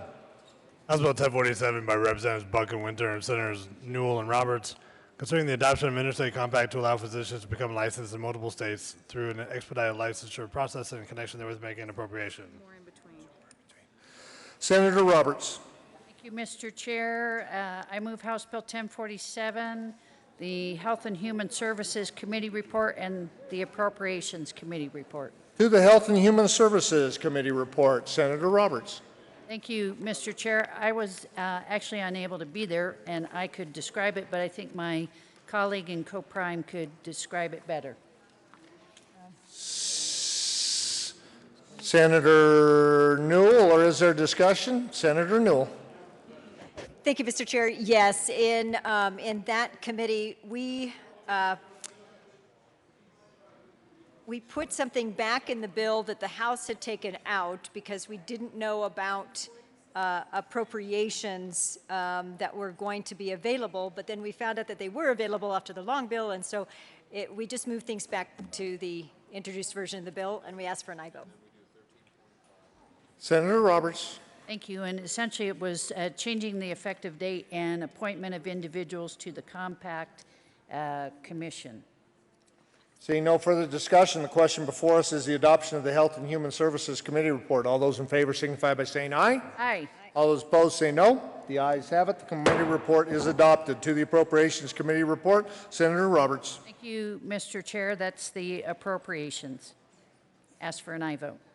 Seeing no further discussion, the question before us is the adoption of the Appropriations Committee report. All those in favor signify by saying aye. All those opposed say no. The ayes have it. The Appropriations Committee report is adopted. To the bill, Senator Roberts. Thank you, Mr. Chair. To me, one of the great things about this bill is increasing access to physicians, and it is through this interstate compact. It's particularly relevant if you live in the rural areas and you have an even greater limited number of physicians. This, for me, coming in the Four Corners area, it's very important, but we have bill sponsors up in the northeast corner in the rural areas up there. But it could even be downtown Denver, where you're getting access to people who are physicians residing in other states, but have a particular expertise that they could share, particularly through telehealth. Technology's opened a lot of doors in delivering healthcare services, and this bill will help enable Colorado physicians to participate, as well as out-of-state physicians to participate in Colorado by treating individuals. I did need to make a quick little statement as it related to the bill. Because the bill involves a compact, the General Assembly cannot make changes to the provisions in House Bill 1047 that have already been enacted into law by every other member state. So it's important that we remember the intent of the Colorado General Assembly, that in Section 9 of the bill regarding joint investigations shall only apply to physicians who choose to obtain a medical license through the procedures required under the compact. It's also the intent of the General Assembly that any rules of the Interstate Commission will only apply to those physicians who choose to obtain a medical license through the procedures required under the compact, and that's important for the professional liability of the physician. So with that, I'd gladly turn it over to my co-prime sponsor. Senator Neville. Newell. I'm sorry, Senator Newell. That'll be $5, Mr. Chair. I apologize. The chair finds himself $5. Senator Newell. Thank you, Mr. Chair. This members, it removes current licensing barriers and speeds up the process for the physicians wanting to participate in the compact. We currently have over 30 state compacts right now of all different topics, and this would just be another one. It helps with the portability and cost factor as well, so not only access to care, but it also reduces the cost. Right now, especially in the rural areas, you have some people have post-surgery, post-op checkups, and they could be done with a telehealth medium as opposed to in person to save that patient costs. And so this is one of the issues that can help drive the costs down of healthcare as well as the access to healthcare up. So we ask. Senator Roberts. Thank you. The only thing I'd like to add is this really does streamline the process. It's voluntary for physicians who want to participate, makes it easier and faster for physicians to obtain a license to practice in multiple states. Children's Hospital has been a great leader in putting forth this, as well as it's supported by a host of statewide organizations in Colorado that deal with healthcare. So we just ask for your aye vote. Seeing no further discussion, the question before us is the adoption of House Bill 1047. All those in favor signify by saying aye. Aye. All those opposed say no. The ayes have it. House Bill 1047 is adopted. Mr. Majors, please read the title of House Bill 1345. House Bill 1345 by Representative Kagan and Senator Cook, concerning the continuation of the Sex Offender Management Board in connection with implementing the recommendations of the 2015 Sunset Report issued by the Department of Regulatory Agencies. Senator Cook. Senator Cook, before we do that, would you please remove your bill? Mr. Chair, I remove House Bill 1345. There is an amendment on the desk. Thank you. Mr. Majors, please read the amendment L022. Amendment L022 to House Bill. Senator Aguilar. Thank you, Mr. Chair. Members, I'm going to withdraw this amendment. I had a discussion with the bill sponsor, and this bill will go back to conference committee, and at that time they will negotiate, hopefully, to the 5-year sunset, so I'd like to withdraw this amendment. Since the amendment was never moved, we are back to the bill. Seeing no further discussion, the question before us is the Senator Cook. Thank you, Mr. Chair. I believe there is an amendment coming to be on the desk here shortly.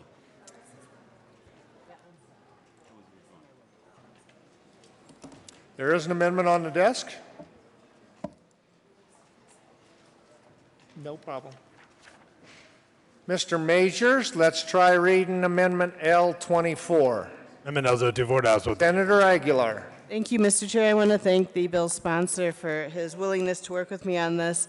One of the big concerns has been... Senator Aguilar, I need you to move. I'd like to move amendment L024. Thank you. Now tell me all about it. Okay.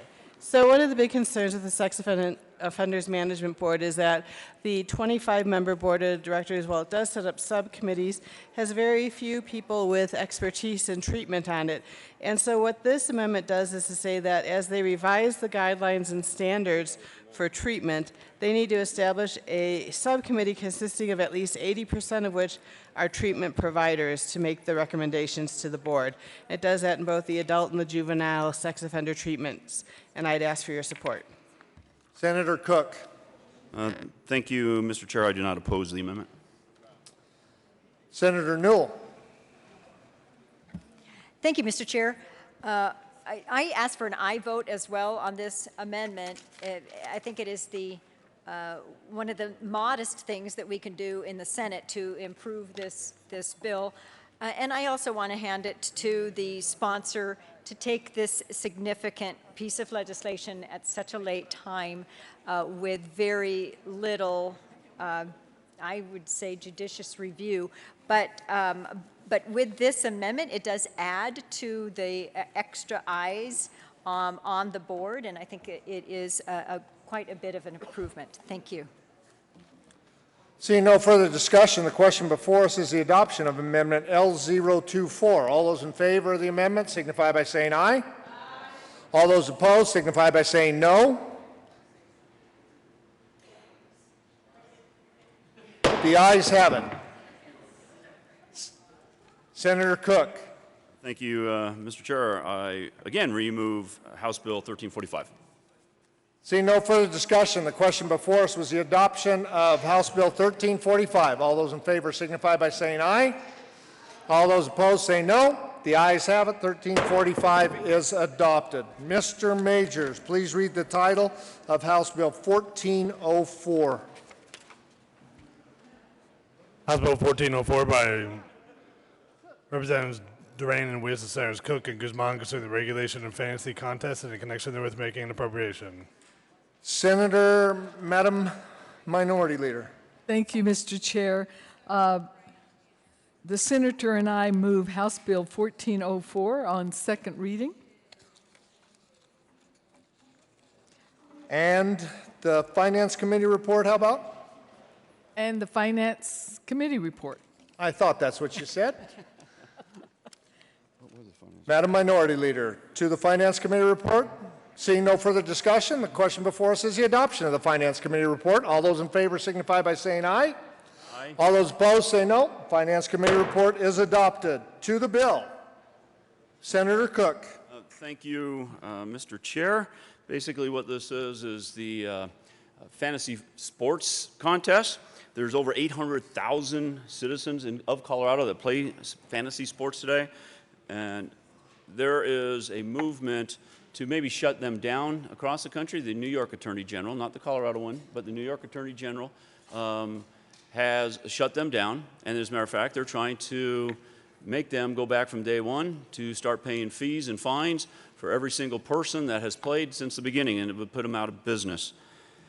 Without legislation, there's a risk that a private party could file suit at any time challenging the idea that fantasy sports are not legal here in Colorado.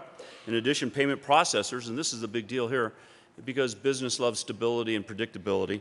So payment processors throughout the country are now starting to wonder or not whether they should participate. And if that happens, fantasy sports as we know it could be shut down. They look at it as possibly too risky of an environment if we don't do some legislation. We're not talking about over heavy-handed regulation. There are several fantasy sports people that are over 7,500 players. And those are the big ones, FanDuel and DraftKings, and they're going to pay for everything. They're going to pay all the fees. There's no state money involved in this. They're going to pay for all the fees. They want to have this regulation because they don't want to go out of business. We didn't come down here as legislators to put business out of business. And that's what would happen eventually if we don't pass this. The basics of the bill is to say it's only for those that have paid contests. So if you bet or if you put money into the fantasy sport, then if you're over 7,500 players, you have to be licensed. If you're under 7,500, you don't have to be licensed. All you have to do is register, you send in a postcard, and that way, if there's a complaint, the DORA can look at it and say this complaint is unfounded or not. So it's very minimal regulation on on fantasy sports networks. We had a lot of support from the professional sports teams in this state. The Broncos support this, the Nuggets, the Avalanche, the soccer team, they all support it because it enhances their business. It brings in new fans all the time and supports their business. So I would ask for an aye vote on House Bill 1404. Senator Neville. Thank you, Mr. Chair. Colleagues, we heard this in our committee. I urge a no vote. It's great that we're trying to make, first of all, let's be clear about what the threat is from the state of Colorado. It's this, one giant goose egg. There is no threat from the state of Colorado. We met with the Attorney General's office and asked them if there was any concern or a situation where they might regulate or take any kind of issue or any kind of action similar to what some states have done, and the Attorney General's office said no. So this is preemptive at best, and at worst, this is a private company asking for regulation, and we don't know exactly what the effects will be on their competitors down the line. But colleagues, is it our job to regulate companies based upon something that might happen, is it our job to make sure that we protect companies from something that is not even a threat because the Broncos or the Rockies or the soccer teams or whatever are asking for it? Colleagues, I just urge a no vote. I don't think this is regulation that is unnecessary and not needed. And after asking our Attorney General's office if there was any threat, they concluded there was not, and I would urge to act accordingly. Sometimes it's best for government to do nothing, and this is one of those situations. Madam Minority Leader. Thank you, Mr. Chair. I just wanted to reiterate that this is a business bill. It's a bill that protects consumers. There are some of the regulations or some of the things that we're trying to set up are safety opportunities for those who participate. For instance, we want to make sure that there's the requirements that whoever owns this particular business does not have their employees playing because they have more information than the players. We want to make sure that there are no family members that are taking part in this. In other words, keep it transparent and keep it safe for the customer. This is not gambling. This is a opportunity for people to gain the skill, the knowledge of who's out there, the different players that are out there. It's not like you're picking a particular team like you might do on some of the other occasions.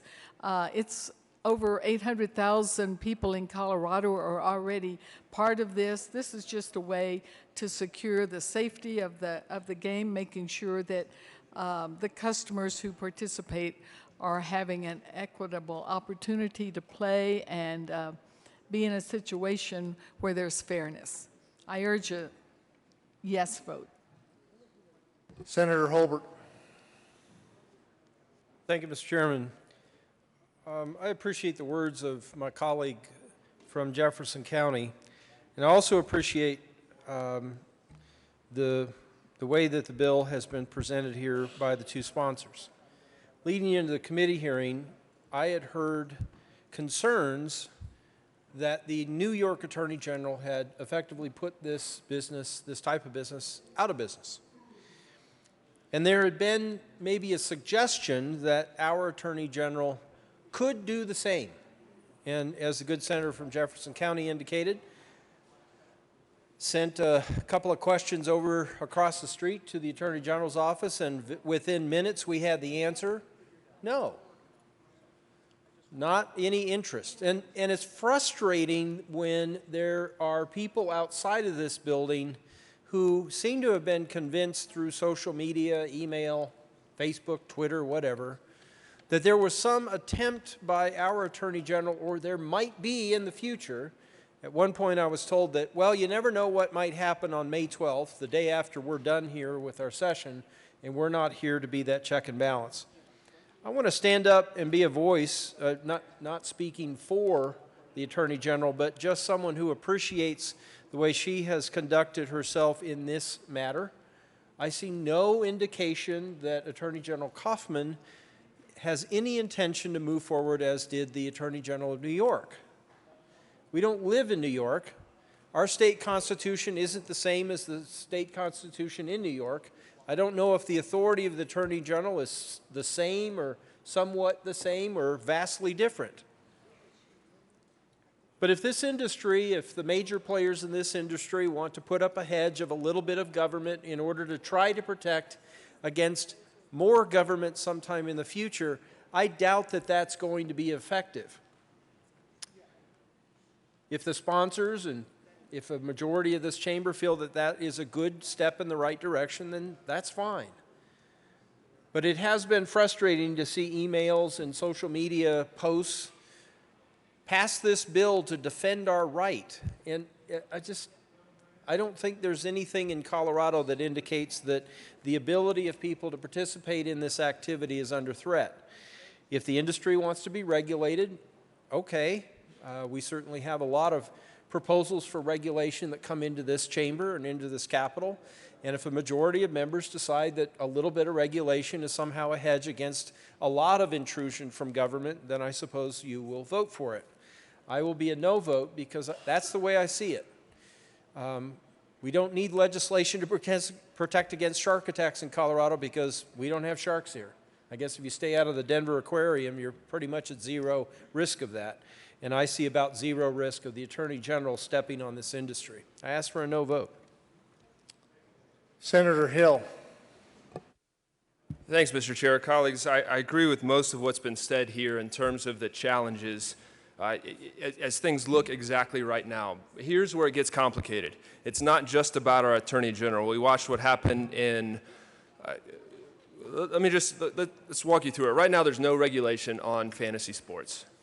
And in many cases, this is the beauty of innovation, entrepreneurship, the power of the internet to coordinate groups of people who want to participate in an activity, find some kind of benefit from it, and the lines between states and between counties and between countries don't matter, but it sets these opportunities up.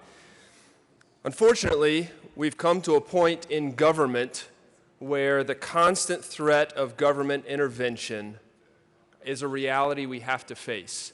And so whether or not you like this idea of regulating them, here's the political and economic reality that these businesses have to face. In New York and in Texas at the beginning of the year, the Attorney General did come out and say this was illegal activity, it was not regulated, and therefore they were going to shut them down. Now you can agree with it or you can disagree with it, but the effect of that in in Texas and in New York was to shut down all the private investment, to destroy private capital, for government to take private property rights. That was the effect of them coming in and shutting this down. Now, I hear and I believe that our Attorney General is not at risk of doing that, but all it takes is one activist DA who's more interested in political talking points than they are in following the Constitution or following the law. And I don't want to mention any names, but his initials might be Mitch Morrissey. And all it takes is one activist DA to step in and say, we're going to prosecute this. One activist DA to come in and say, I'm going to build enough of my constituents somehow were harmed by this, therefore I'm going to bring a case. And the effect of that is going to be for these companies to wipe out their private property rights by the action or even just the threat of action of government. And now investors know this, right? We're walking through a timeline here. Investors know as we're growing and expanding and building upon these opportunities, they want to go and say, I want to make money on this. This is a growing industry. I'm going to invest, the idea of private capital. I'm going to go and invest in these companies, and as they grow and expand, I get a return on my investment. That's the beauty of the American system. However, knowing that an activist government could step in and stop this at any point has the effect of coming out and freezing all investment in that. So all investment now is frozen, not because of a current regime or a current Attorney General, but the possibility that government will overstep their bounds and wipe that value out.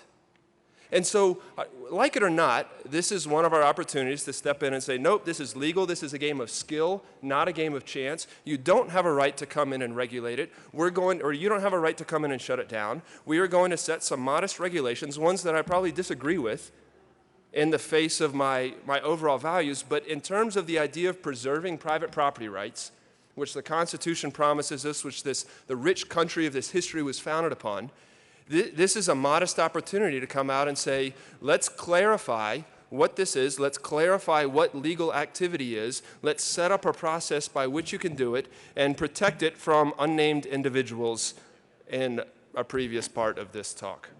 Colleagues, we don't have to like it, but this is what it means to be realistic in the face of government intrusion in private industry. And unless we think somehow we're going to revert to some Eden of libertarianism, this is the best way that we can protect private property rights one of the things I asked for from the sponsors of this committee, or sponsors of this bill, and I appreciated their support on this, was give us a little bit of time to figure out how this plays out legally. So we put a sunset on this. This all goes away in 2.5 years after it starts. So it starts July 1st of 2017. It goes away January 1st of 2020. And so that gives us an opportunity to review it, to see if if this has worked as planned, to see if we have a better set of case law going forward on this. That was a request that they provided for me. I wanted to say how much I appreciated them working with me on that. Again, like it or not from an idealistic standpoint, from a pragmatic standpoint and standing up on what we campaigned on in keeping government out of business, right now the threat of government to shut these folks down is enough for us to justify setting a legal framework for what we're doing here. I ask for your support on 1404. Seeing no further discussion, Senator Neville. Thank you, Mr. Chair. I'm not going to talk too much more about this. Colleagues, to protect us from government, we need to have government intrude. Even though there's not a threat now, there might be a threat sometime in the future. I'm sorry, I don't understand that logic. The bottom line is we're going to add 0.9 full-time employees in 2016 to 2017, 2.4 employees in 2017-2018, but we will make fantasy sports safe from those shark attacks, as my good friend in Douglas County said. Colleagues, it's up to you. If you believe that we should grow government to protect from the boogeyman, I urge you to vote your conscience. If you decide that maybe the growth of government should be focused upon the here and now and the reality, I would urge a no vote. Seeing no further discussion, the question before us is the adoption of House Bill 1404. All those in favor signify by saying aye. Aye. All those opposed say no. The ayes have it. House Bill 1404 is adopted. Mr. Majors, please read the title of House Bill 1290. House Bill 1290 by Representatives Esgar and Kraft Harper, Senators Kerr and Hill, concerning extension of the Transitional Jobs Program and in connection therewith making an appropriation. Senator Kerr. Thank you, Mr. Chair. I move House Bill 1290 and the Appropriations Committee report. Any discussion on the Appropriations Committee report? Saying, is that a yes? Senator Kerr? Thank you, Mr. Chair. The Appropriations Committee report simply moved the sunset date from 5 years out to 2 years out. I ask for an aye vote. Seeing no further discussion, question before us is the adoption of the Appropriations Committee report. All those in favor signify by saying aye. Aye. All those opposed say no. The ayes have it. The Appropriations Committee report is adopted to the bill. Senator Kerr. Senator Hill. Thanks, Mr. Chair.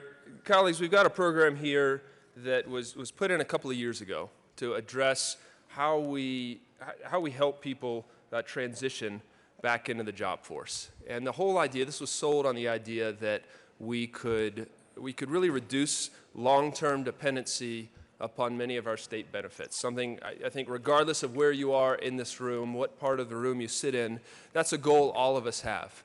And while we can disagree on the long-term role of these benefits, I think we all share the goal of reducing dependency. I was skeptical of this bill, of this program when it first came through.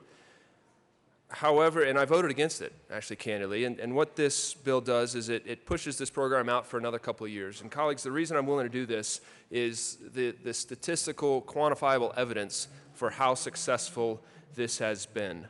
Since we implemented this just about a year ago, or I guess a year and a half ago, we have seen a dramatic drop on people in this program dependent for the long run on food stamps, on SNAP, Supplemental Nutritional Assistance Program, on TANF, the Temporary Assistance for Needy Families, on other financial assistance. And colleagues, that drop is enough to convince me this moves us forward in terms of our goal. It's been a little bit to see huge savings in other areas. I don't know that these results are going to hold for the long term, candidly. That's why we have just a couple more years that we're going to do this. I think this is one of these areas where America, right, is this idea of the great experiment. It always has been an experiment. This is one of those experiments that so far has paid off, and it's paid off for those of us who want to see us reducing government. It's paid off for those of us who want to see government programs be successful in people's lives. Because of that, I think it's one of those areas that we can come together and say, let's keep this going for a little bit, let's watch it, let's keep an eye on it, come back in a couple of years, make sure we're still seeing those same results. If not, the program goes away. But for right now, colleagues, this is one of these small successes, and I'm eager to have your support. Seeing no further, Senator Neville. Thank you, Mr. Chair. Colleagues, let's define small. Looking at the fiscal note for this, for partial year 2016-27, it's going to require $1,198,770. For 2017-2018, that goes up to almost $2.4 million. The focus on the population of people was approximately 1,000 people. That's not a small number, but neither is $2.4 million of other people's money. So again, colleagues, when we say small, million here, a million there, after a while it adds up.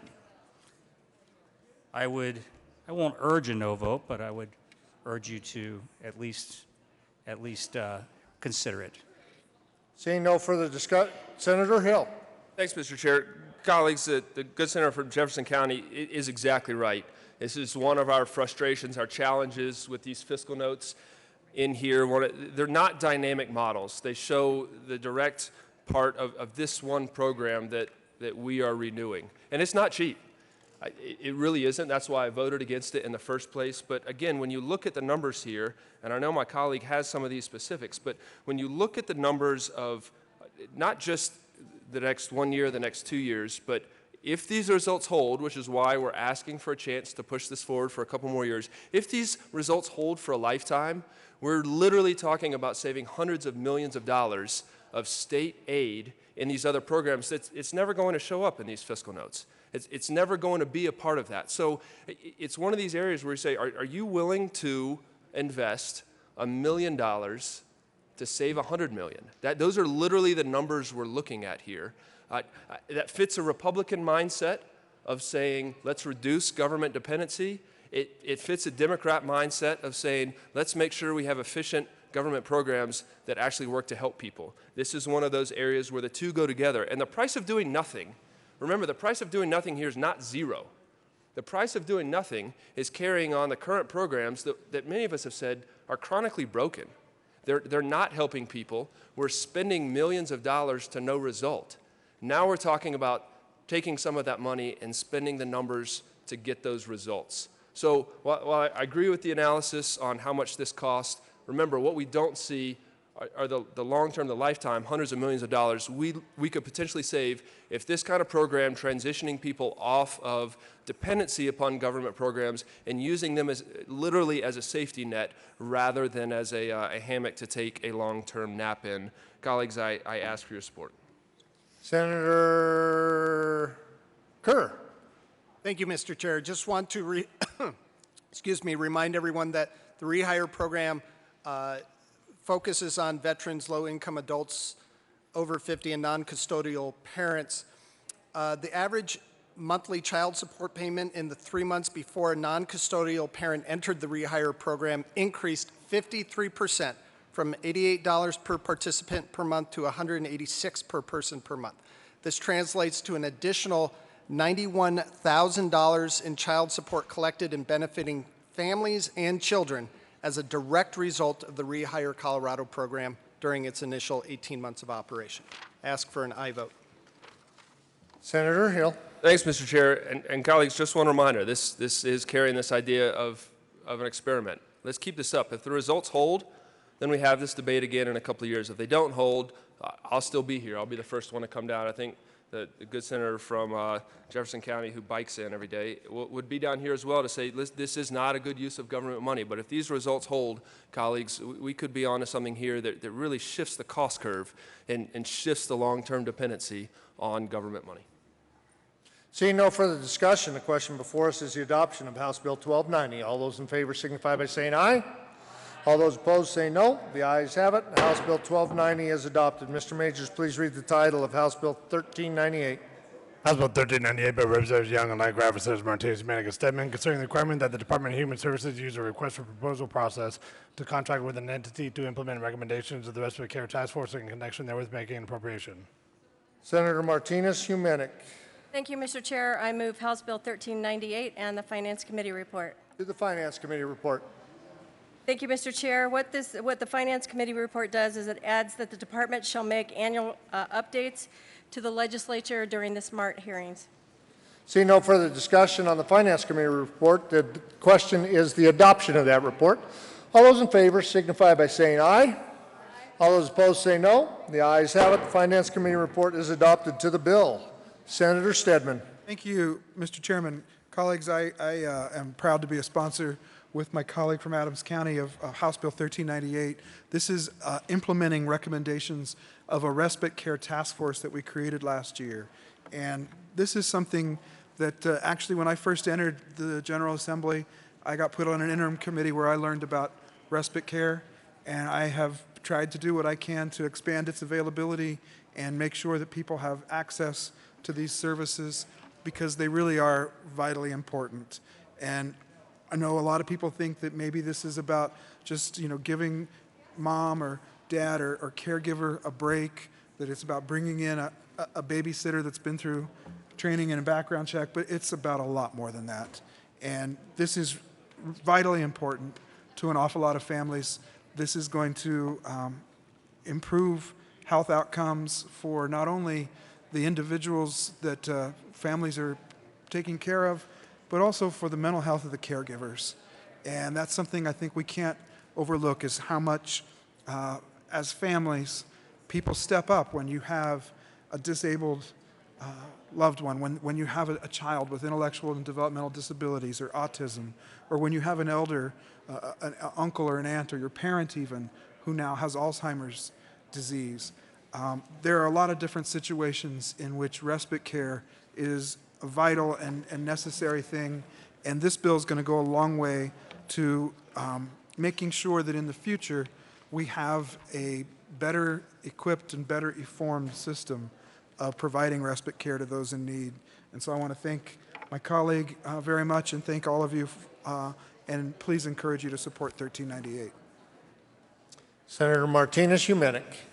Thank you, Mr. Chair. I just wanted to add that unless your family or you yourself have actually been affected by caring for another individual, whether it be your children or a relative or your mother or father or grandmother, you don't really know how much respite care is a breath of fresh air for you because of the mental, emotional, and physical taxing that comes with caring for someone else 24/7. So I would urge an aye vote on House Bill 1398. Seeing no further discussion, the question before us is the adoption of House Bill 1398. All those in favor signify by saying aye. All those opposed say no. The ayes have it. House Bill 1398 is adopted. Assistant Majority Leader Lundberg. Thank you, Mr. Chairman. I move House Bill 1422 layover to follow House Bill 1234.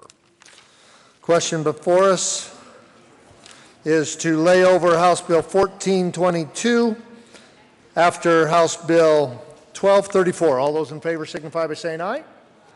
All those opposed say no. The ayes have it. House Bill 1422 will lay over till later. How's that? Mr. Majors, please read the title of House Bill 1288. House Bill 1288 by Representatives Kraft, Thorpe, and Winston, Senators Tate and Merrifield, concerning the creation of an industry infrastructure grant program within the State Workforce Development Council and in connection therewith creating the Industry Infrastructure Fund and making an appropriation. Senator Tate.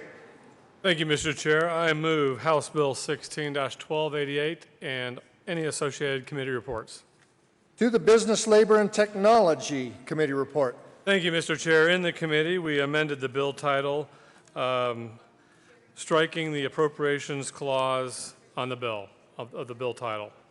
Seeing no further discussion, Question before us is the adoption of the Business, Labor, and Technology Committee report. All those in favor signify by saying aye. All those opposed say no. The ayes have it. Committee report is adopted. To the bill, Senator Tate. Thank you, Mr. Chair. House Bill 1288 is about private industry, their highly innovative industry associations, students making career choices. What could be better? I urge an aye vote. Thank you. See no further discussion. The question before us is the adoption of House Bill 1288. All those in favor signify by saying aye.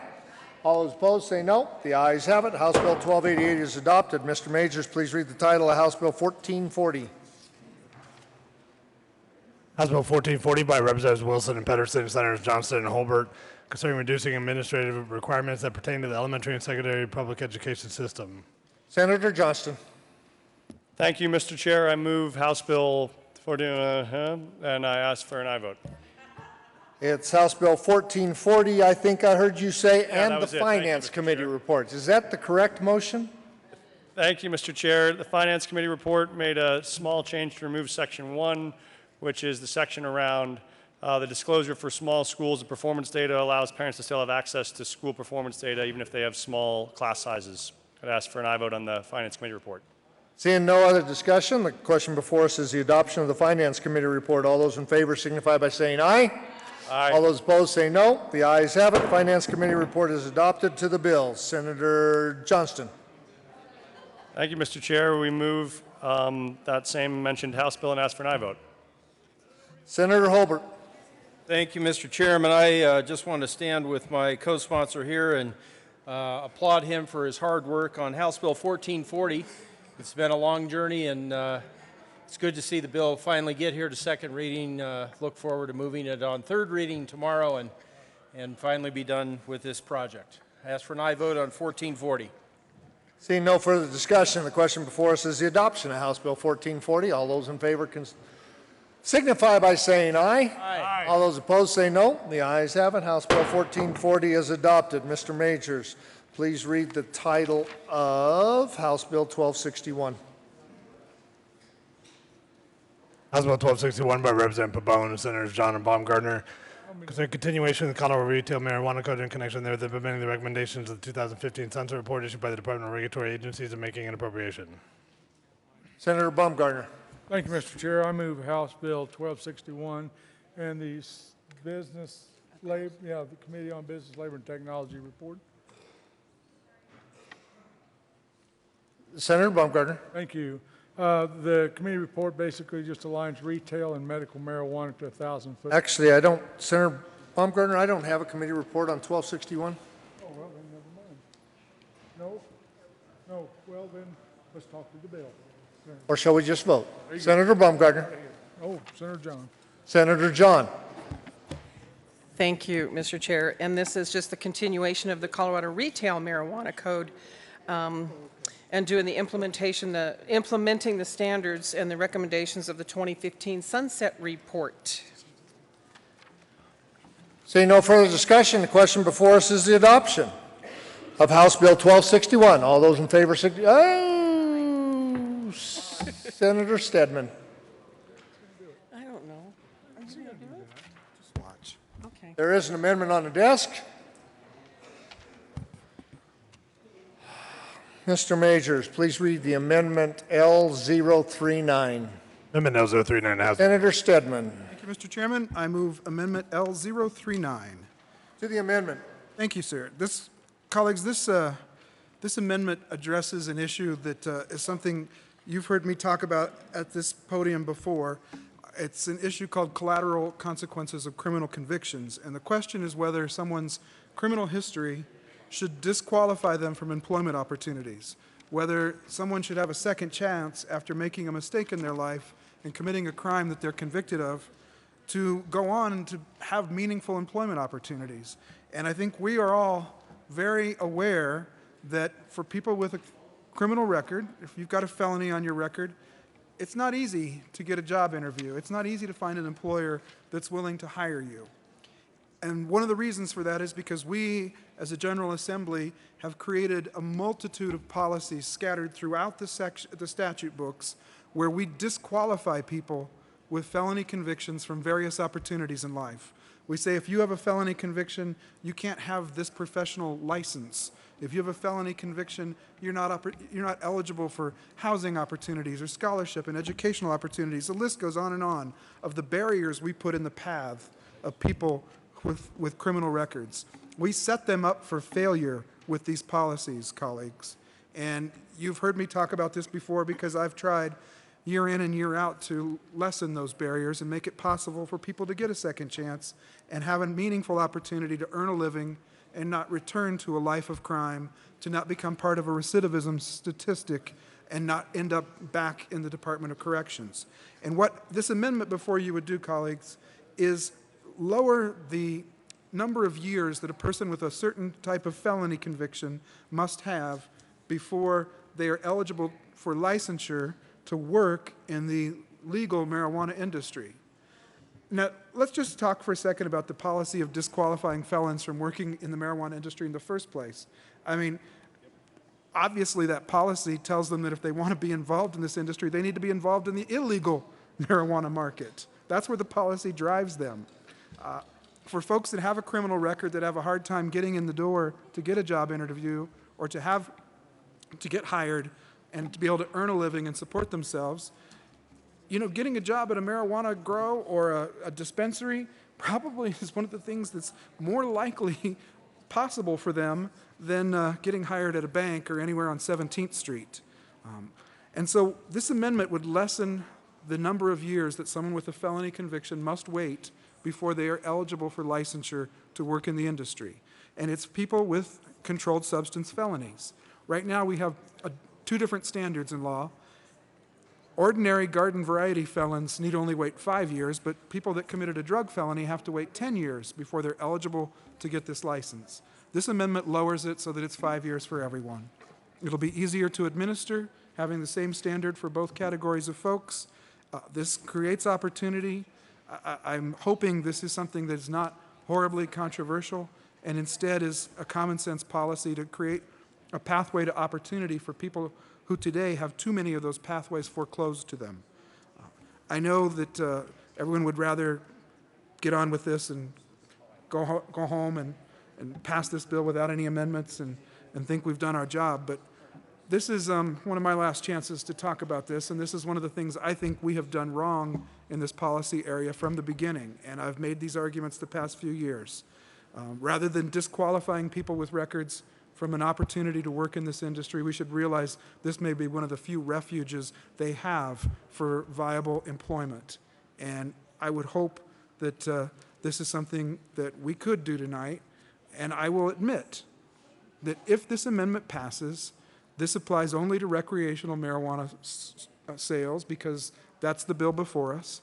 We have this bifurcated system between medical and recreational that we are trying to slowly harmonize, and this bill takes some important steps forward in doing that in some other policy areas. One of the other things this bill does is it aligns the sunsets so that next time medical and recreational go through sunset, they can go through together. And the next senator that wants to stand here and make a floor amendment to implement common sense policy to help people can do it across the board in a way that applies to both categories of licensees.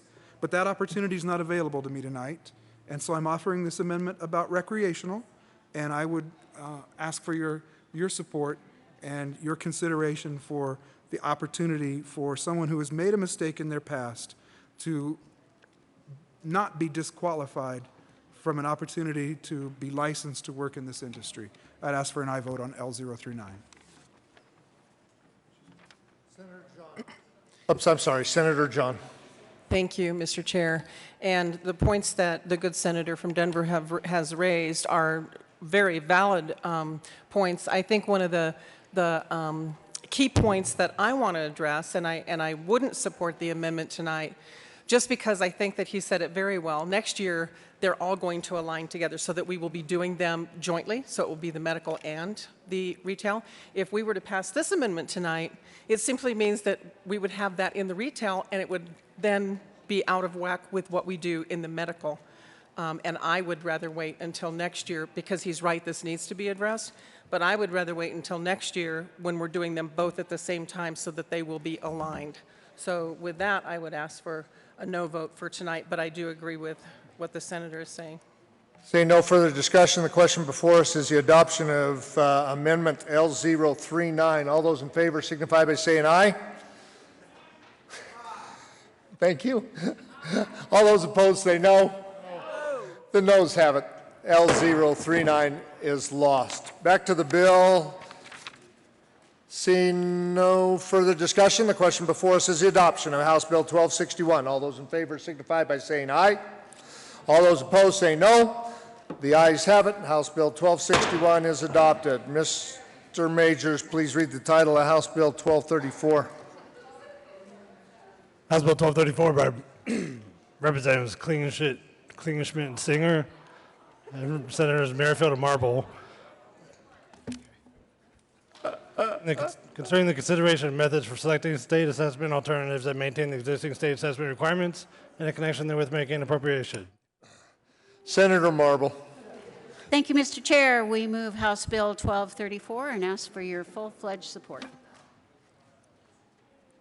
To the bill, Senator Merrifield. Thank you, Mr. Chair, and I also ask for your full support. Seeing no further discussion, the question before us is the adoption of House Bill 1234. All those in favor signify by saying aye. Aye. All those opposed say no. The ayes have it. House Bill 1234 is adopted. Assistant Majority Leader Lundberg. It's a long night. Thank you, Mr. Chair. I move House Bill 1422 be laid over to follow House Bill 1429. Question before us is to lay over House Bill 1422 following House Bill 1429. All those in favor signify by saying aye. All those opposed say no. The ayes have it. House Bill 1422 will be laid over after 1429. Mr. Majors, please read the title to House Bill 1289. Here's a House Bill 1289 by Representatives Duran, Esgar, Senators Garcia, and Crowder, concerning incentives for local education providers to encourage high school students to successfully complete career development coursework. Senator Crowder. Thank you, Mr. Chair. I move House Bill 1289. Is there any discussion? Seeing none, the question before us is the adoption of House. Senator Woods. Go on the other side. Here. I'm just kidding. Senator Woods. I'm on the right. I'm to the right of you, buddy. Thank you, Mr. Chair.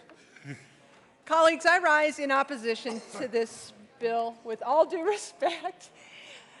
This bill is it's a workforce development bill, but if you look at it, what we're doing is we're paying schools $1,000 for every child that they direct towards a 2-year degree, an associate's degree, a trade, instead of a 4-year college. I just can hardly believe we're at that point where we're going to incentivize a school to do their job, I guess, is what I feel about it. So I rise in opposition to the good senator from Southern Colorado's bill and ask for a no vote. Senator Crowder. Thank you, and I appreciate the good senator from Denver. You know, what this bill does is it incentivizes schools. You know, she's right. Schools should be doing this. But the problem is they don't have the funding in schools to do this. That's what the bill is about. We have young men and women who cannot cut a board, who cannot weld, who cannot work on a car, because simply put, those programs do not exist. What this does is incentivizes that. What this does is they would actually train, and it could very well be a private partnership also with industry, but they could actually come together and create a program for this without any money up front. And once the program is complete and they have a certificate, then the school can apply for a certain amount of money to help reimburse them. But you're right, the schools should be doing this. But throughout rural Colorado, you know, your shops, your automotive, and some of them have paint shops, they're all shut down due to lack of funding. So this is a great bill, and it's $1 million. No, this is a great, simple bill. What this does is give kids the opportunity and the foresight to continue on. Maybe they don't want to go to four-year college. Maybe they do. What this does is give them alternative. You know, I don't know, I'm a welder. I'm not very good with wood, but there's a lot of these young folks that have never been around welding material or woodworking or lumber or even computer. You know, so it's a great bill, and I think we ought to take it. I think we ought to take a chance with our youth and give them the opportunities that we had when we were young. With that, Mr. Chair, I ask for an aye vote. Oh, hold on. Senator Neville. Thank you, Mr. Chair. Hey, $1 million here, $1 million there. What do we say? It's only just other people's dollars. So, colleagues, we actually spend about $4 billion a year on K-12 education. But another $1 million is going to turn the corner, and we'll have some welders or something or other. And next year, we'll probably have another workforce development bill. I was in a committee today, and we listening to another workforce development bill, one of many, because what the heck, $1 million here, 200,000, 500,000, hey, it all adds up. It's other people's money, and my gosh, it's for children, it's for jobs, and it's for making sure that we train the jobs of the future, which we don't know what they're going to be, but it's important that we're responsible for making sure that industries have a workforce that's ready to go. Well, some people might agree with that. Frankly, I disagree with that. But when it comes to other people's money, when it comes to a program that says, first of all, that $1 million has to be paid out based upon the, let me read this here. Payments will be distributed sequentially. That is, all available payments must be made for certificate programs first before money is available for internships and pre-apprenticeship programs, et cetera. So we don't know if we're going to really see internships or pre-apprenticeship programs out of this. We're going to be paying the schools for what they should be doing in the first place. But they don't have the money to do what they need to do because they only have $4 billion a year. So we're going to pay $1 million, and I don't know what that's going to amount to per school. Colleagues, does anybody see that this might just be an ineffective program? I do. I urge a no vote. Senator Todd.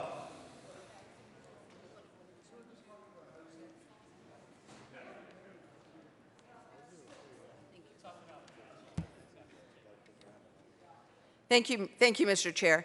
And there is an amendment on the desk. Thank you. I move L010. Oh, you already gave it to me. I apologize. Mr. Majors, would you please read Amendment L010? Amendment L010, House Bill 12. Now, Senator Todd, try that. Thank you. Thank you, Mr. Chair. And basically what this does... Please move it for me. Please move the amendment. Oh, I did. I move L010. Thank you, Senator Todd. I needed you to move it after he read it. Thank you. To the amendment.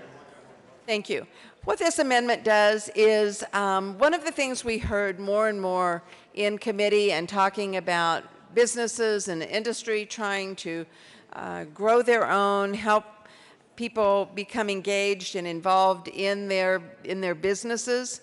And so in so doing, I thought this made good sense. So on page 7 after line 8, to insert that it ensures that students receive a form of compensation such as stipends or other monetary compensation, payment of tuition, or payment of other education expenses. And basically what this does is it gives a buy-in for the student, and it also gives a commitment from industry to say we're going to help encourage you to join our industry, to be a part of this business and intern with us, and therefore in exchange for that there will be a compensation. That compensation would be determined between the industry and the student. It could be paying their semester of tuition. It could mean that there is a $1,000 stipend. It could mean a lot of different things. That needs to be determined between the two parties and make that agreement. But I think one of the comments that we repeatedly heard is that many times the students start in after they've graduated and they're not really ready to be in the business world. They don't have maybe some of the soft skills. They need some of that included training. And so this would be more of an on-the-job training as well as a buy-in. Now, this would not be something probably that small businesses would want to participate in, but for some of our larger companies, larger businesses, perhaps they would. In some cases, they're already doing things like this, but I think this would make a good piece of transition and a good addition to House Bill 1289. With that, I would ask for an aye vote. Is there any other discussion on Amendment L010? Senator Woods. I would ask for a no vote, colleagues. Senator Neville.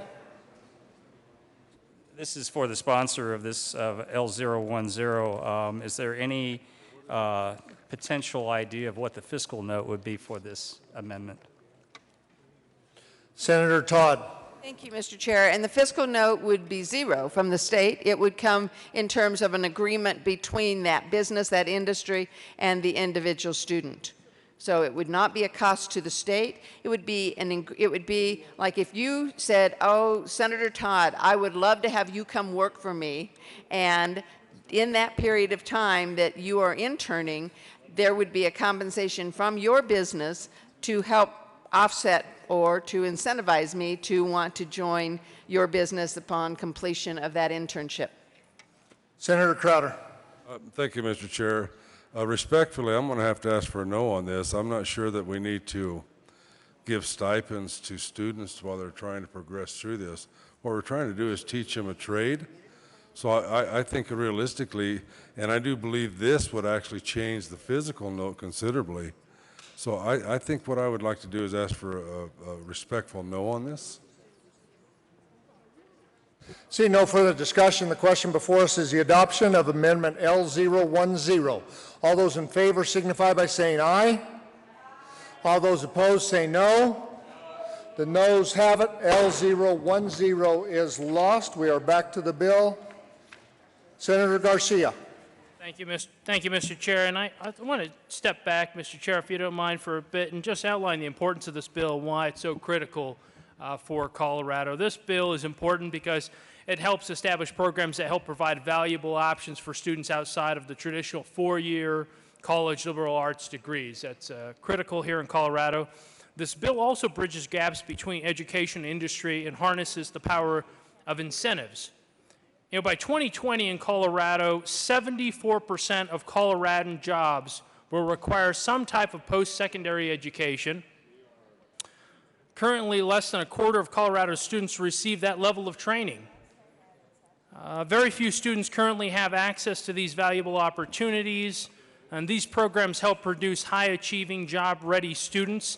This bill builds on existing capacity in Colorado and helps implement a program with a proven track record.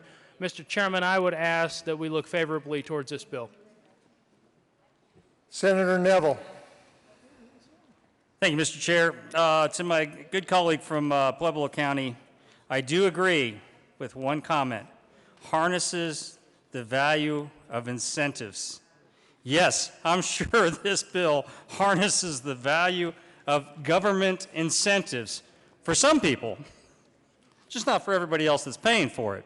To say that these programs are not going to exist seems to be a false dichotomy. These programs already exist. The question is, are we going to incentivize these programs even more? Is there a need to incentivize these programs? And colleagues, let's talk about workforce development just for a moment. The reality is that a dollar is spent once. If a dollar is taken from somebody else's pocket to be spent on something that you or I believe is important, that should be incentivized, robs that opportunity for anybody else who has that dollar to use that for what they feel is important. Let's at least be honest about that. We've seen 20-plus workforce development bills in the last 2 years that I've been here. I asked the gentleman today, I said, is this going to be enough, or are we going to need another 20? He couldn't tell me. It's going to keep on continuing, colleagues, because this is the hog trough that never stops. I urge a no vote. Senator Roberts. Well, if employing our young people is something that we don't care about, I guess we could go with the idea of this bill isn't needed. But if we want to employ our young people, if we want to listen to what the Colorado Youth Advisory Council's, one of their #1 recommendations to us this year was to help there be internships out in the real world while they're in high school as well. I guess I'm a little disturbed because I've watched in the rural areas, and I know what's happening in your urban areas as well, too many kids dropping out of Colorado's high schools. They don't see a future. Maybe they're not seat learners. They're not in the chair learners. They want to actually be doing things. More and more of our schools have lost the trades program, and yet jobs in construction, in oil and gas, are some of the best paying jobs in my area. I strongly support this bill. It's strongly supported by people in my area because it's a way to get kids to stay in school. It's a way for them to have the kind of skills that are lifetime earning potential. It benefits the state of Colorado that they can be working, not that they drop out of school. I have firsthand experience. My own son got his GED rather than stay in school. Fortunately, he's working in construction with his dad, but if there had been a trades program that maybe could have hooked him in and kept him in school, we all would have liked that. I think this is exactly the kind of kid that we're looking for, as well as those who might have interest in IT. But this, when we talk about spending $6.4 billion on our school finance in the state, and I think that's a very worthwhile investment, both for the children of the state, but for the business economy of the state. This is an effort to provide a flexible, voluntary, 2-year pilot program. And, you know, it does bother me to hear people be quite dismissive of giving all of our students an opportunity to reach their full potential, whether it's to go on to a 4-year Ivy League school, a trade school, whatever. I happen to have the opportunity to go to graduate school, get a law degree. My husband in the construction industry has always out-earned me. So I would just say that I think there's a lot of potential in all of our kids. This bill helps them all reach that potential, and I ask for your support. Senator Crowder. Thank you, Mr. Chair. I appreciate the comments. You know, the two previous speakers, I think I could tell you what's one of the issues are. If you are a representative in a metro area such as Denver or Lakewood, you're going to have everything you want for that school. You're going to have those automotive classes. You're going to have those shop classes. You get under to rural Colorado, and they're shut down. You know, and this is not, I'm not speculating. I visit a lot of my rural schools, and that's the one thing that's lacking. You know, we just do not have the funding out there. What this does, that school has to go ahead with the program, and then after the program is complete, then apply for the grant. It's not money up front. So I think this is a good, decent bill, and I appreciate your support on it. Thank you. Seeing no further discussion, the question before us is the adoption of House Bill 1289. All those in favor signify by saying aye. Aye. All those opposed say no. The ayes have it. House Bill 1289 is adopted. Mr. Carpenter, welcome, and without a breath, read the title of Senate Bill 210. Senate Bill 210 by Senators Baumgartner and Representatives Del Grosso and Priola, concerning infrastructure funding and in connection therewith requiring the Transportation Commission to submit a ballot question to the voters of the state at the November 2016, 2017, or 2018 election, which if approved will authorize the state with no increase in any taxes to issue additional transportation revenue anticipation notes for the purpose of addressing critical priority transportation needs in the state by financing transportation projects, and would exclude note proceeds and investment earnings on note proceeds from state fiscal year spending limits, and dedicating 5% of state sales and use tax net revenue for state transportation purposes and 1% of such revenue for other capital construction purposes. I fined Mr. Majors $5 for making you do that. Senator Baumgartner. Thank you, Mr. Chairman. I move Senate Bill 210 and the Finance Committee report. To the Finance Committee report. Thank you, Mr. Chair. The Finance Committee report struck some provisions out of the bill. Ask for a vote. Senator Kerr. Thank you, Mr. Chair. I ask for a no vote on the Finance Committee report. As was mentioned, I need to. Oh, you need my bill? A few provisions were struck out of the bill. So let me remind everyone what Colorado Department of Transportation is about. Transportation is more than just a lane of asphalt on the ground. Transportation can mean many things to many different people.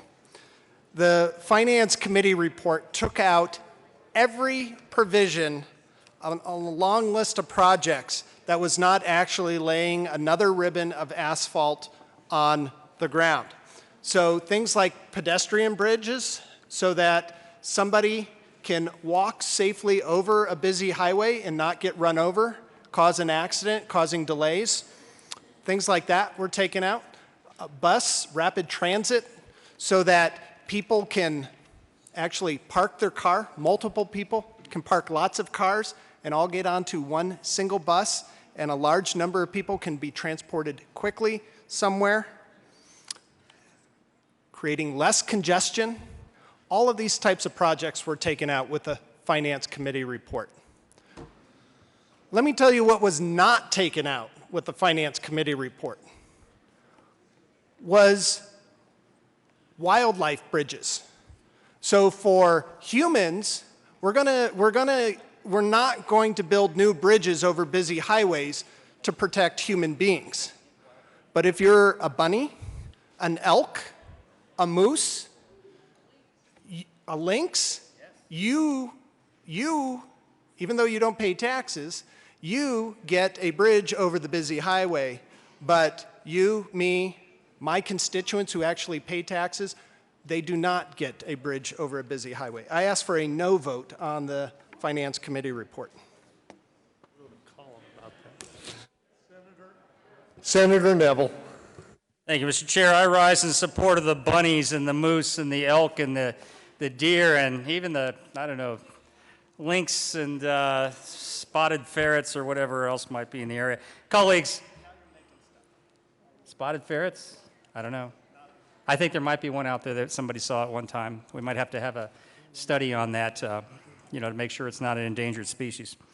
Colleagues, the reason that that bridge wasn't taken out is because animals become an endangerment to vehicles on the highway. So it's a good thing to make sure that animals and vehicles don't, heartwarming. Animals and vehicles should not come together in a fashion that causes death and destruction. Colleagues, let me tell you what was taken out. I'll give you one example. A transit infrastructure bank that will provide opportunities for larger regional transit projects to move forward with loan-based project delivery options, bus operational improvements to highway projects, including transit signal priority treatments, bus stops and pullouts, queue jump lanes, and bus on-shoulder signing and striping, expansion of the department's Bustang interregional express bus service through frequency enhancements on base routes and potential expansion of regional commuter or rural regional service, including potential expansion of service to Pueblo and Greeley. Colleagues, these may be valuable projects. However, our focus right now is making sure that we take care of our roads and bridges. So I urge an aye vote on the committee report. Is there any other discussion on the committee report? Seeing none, the question before us is the adoption of the Finance Committee report. All those in favor signify by saying aye. Aye. All those opposed say no. No. The ayes have it. The Finance Committee report is adopted.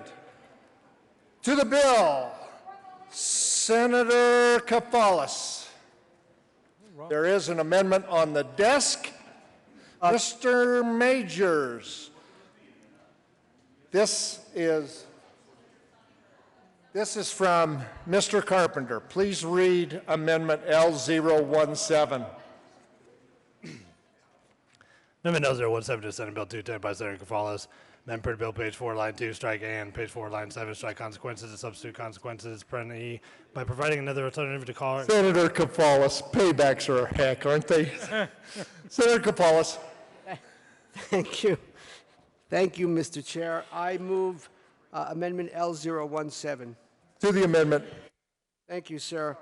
Colleagues, in light of my long-standing interest in the area of transportation and my beliefs, and based on studies that have been done over the years, that we, in order to have a truly comprehensive transportation system that is viewed as a multimodal transportation system, not only do we need to expand some of our road capacity, but transit is a critical part.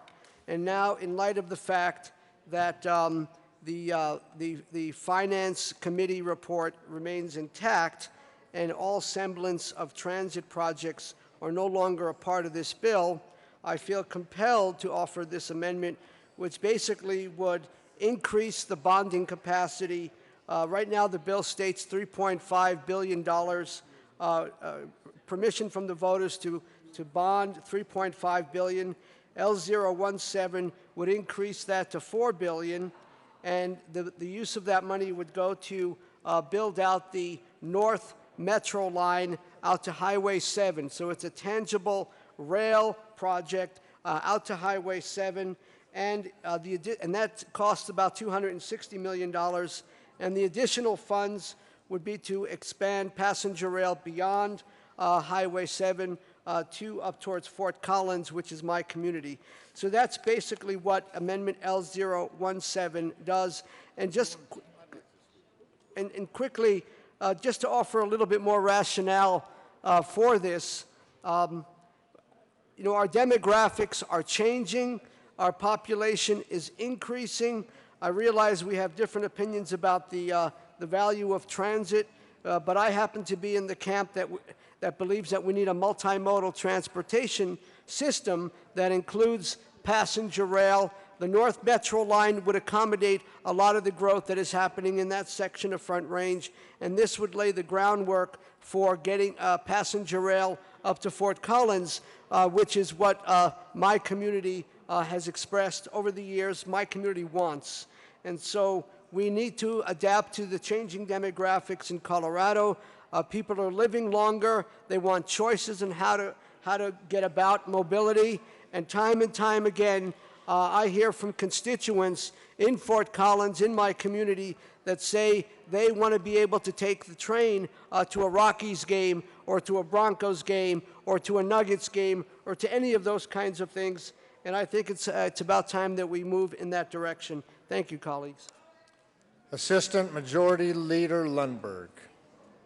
Thank you for that recognition, Mr. Chair. I rise in opposition to Amendment 17, and since my district is right up in the neck of the woods that the sponsor of this amendment was referring to, I want to point out a couple of things. One is we are not Congress. We cannot just magically create new dollars. We live on a budget. And if this amendment were to go forward, it would eliminate, actually, it would probably eliminate the possibility of actually putting this bonding together, because this just magically increases the dollar amount. But if by some way you could actually raise these dollars, here's what it would do. It would cut down on the highway construction that is so vitally needed, so critically important for northern Colorado, and for southern Colorado, and for eastern Colorado, and for the western part of the state. Senate Bill 210 is intended to fund highway construction. We need that anyone who commutes on I-25 north or south of Denver knows that there aren't quite enough lanes to go around for all the transportation needs. And if you look at all the passenger miles that our highways are holding today, it's beyond capacity. Amendments like this will not fix the problem. They will accelerate the problem by diverting those resources away from highway construction. I ask for a no vote on this amendment. Senator Kapoulis. Oh, yeah, we're on 210. Thank you, Mr. Chair.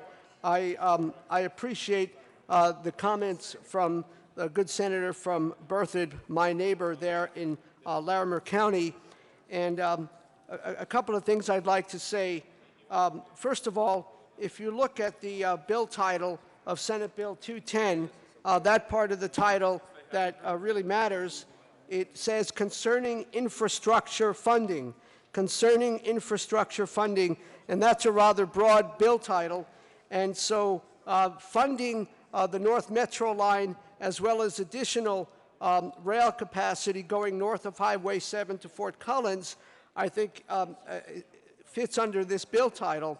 And the other comment that was made by the good senator from Berthoud, who represents a good chunk of, or all of Larimer County, the matter of this particular amendment, the issue is that we often want to do this, and I want to support expanding the road capacity of I-25. I drive that road, I know how difficult it is, and I think there's a lot of logic to doing that. Where I think it's illogical is when that's all we're focused on, and we're not trying to develop a comprehensive system. So I have another amendment, which, depending on whether or not this amendment, if this amendment is successful, I would offer my second one, which actually suggests how to pay for the additional bonding capacity. Because one of the challenges of doing this, is that we are robbing Peter to pay Paul. So yes, clearly we have transportation needs. Clearly we have to address some of the issues on I-25 and the Front Range corridor and the I-70 corridor. But I don't want to do it at the expense of taking money away from higher education, Colorado State University, and places like that. And the current proposal will ultimately do that. And so I do have a suggestion on how to actually pay for this, and including a passenger rail system. Those are my comments. Thank you. Senator Baumgartner. Thank you, Mr. Chairman. And I thank the good senator from Fort Collins and understand his concerns. And again, if we were to pass this amendment, it would expand the amount of money that we would owe and have to pay back, that would then put us outside of the realm of what we could actually pay back on the money they're going to have to repay those transportation bonds. So with that, I would ask for a no vote on L17. Seeing no further discussion, the question before us is the adoption of Amendment L017. All those in favor of L017 signify by saying aye. Aye. All those opposed say no. No. The noes have it. L017 is lost. To the bill. There is another amendment on the desk. Mr. Majors, please read Amendment L020. Amendment L020. Senator Hill. Thank you, Mr. Chair. I move Amendment 20. To the amendment, Senator Hill. Thanks, Mr. Chair. This just clarifies language about I-25 South Corridor in between Monument and Castle Rock, just conforming language with the language we have in there for North I-25. I'd ask for your support. Senator Baumgartner. Thank you, Mr. Chair. And I agree with the good senator from, where's he from here? Let me see. No, Colorado Springs. Yeah, Colorado Springs, that this is just a conforming amendment, and would ask for an aye vote on L020. Senator Kerr. Thank you, Mr. Chair. I don't see how this is conforming amendment unless we're trying to protect a certain species of swine, perhaps. But it seems to add a new lane in each direction between Monument and Castle Rock and associated interchange reconstruction. I don't see this as being a conforming amendment. I see this as being a new project. I ask for a no vote.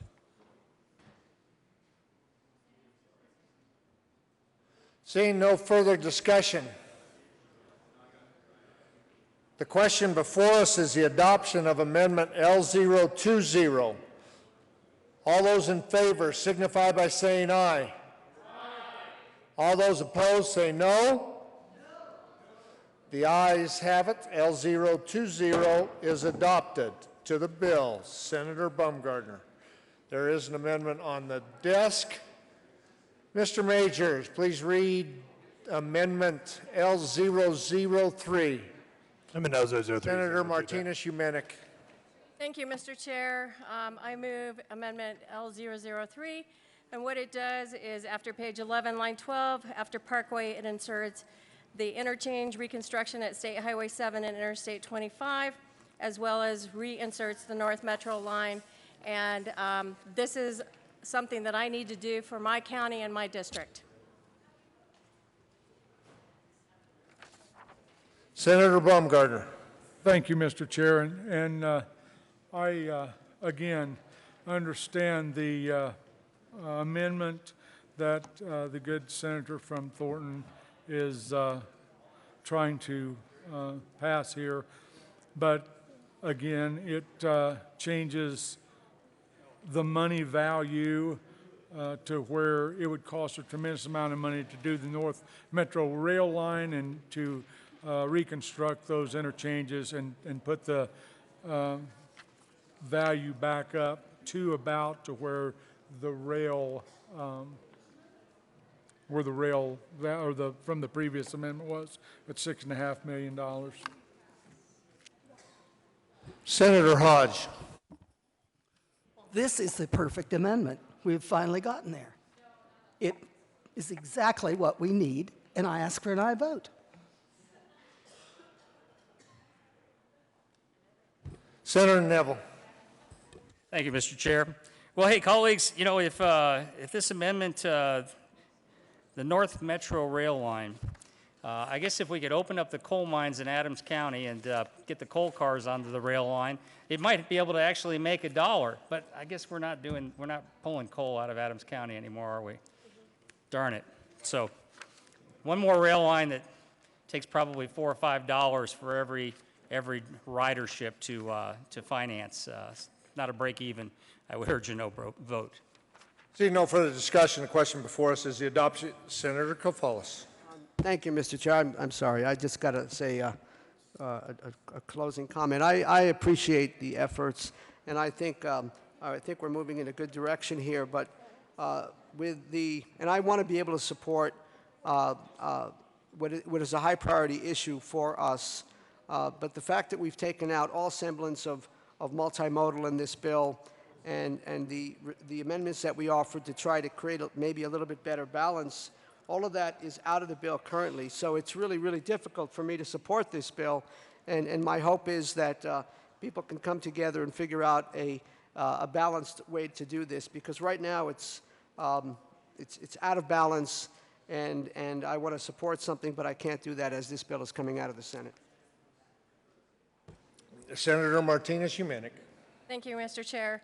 I just wanted to add that these projects were taken out of this bill. These projects will actually assist with the rest of the transportation that is being done, the improvements that are going to be done in the north corridor of our state. It's all connected, and once those folks from the north part of our state come down into our area, these two things added back in will actually help with the congestion and get our traffic moving smoother. It will give people more of an opportunity, and the North Metro line actually will have one of the highest riderships of all of them in the metro area. Seeing no further discussion, the question before us is the adoption of Amendment L. We okay? Senator Jones? Yeah, okay. Adoption of Amendment L003. All those in favor signify by saying aye. All those opposed say no. The noes have it. L003 is lost. We do have another amendment on the desk. Mr. Majors, please read Amendment L021. Amendment L021 to Senate Bill 2. Senator Jones, sorry. Amendment No, Bill we're page good. 11. Senator Jones. Well, thank you, Mr. Chair. If Max would have read that, he would have said amended printed bill, page 11, after line 18, insert the north. Would you please move it? Oh, move. I move 021.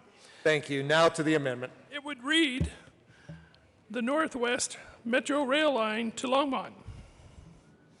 As long as we're all getting our projects in here, I saw a conspicuous absence from US 36 in this list.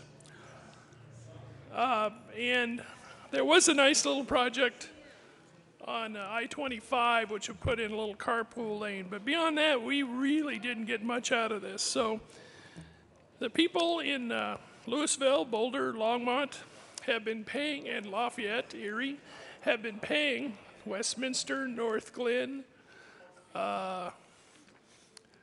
where else? Federal Heights have been paying for this line, and I've never seen it. Now we get a shiny line to the airport.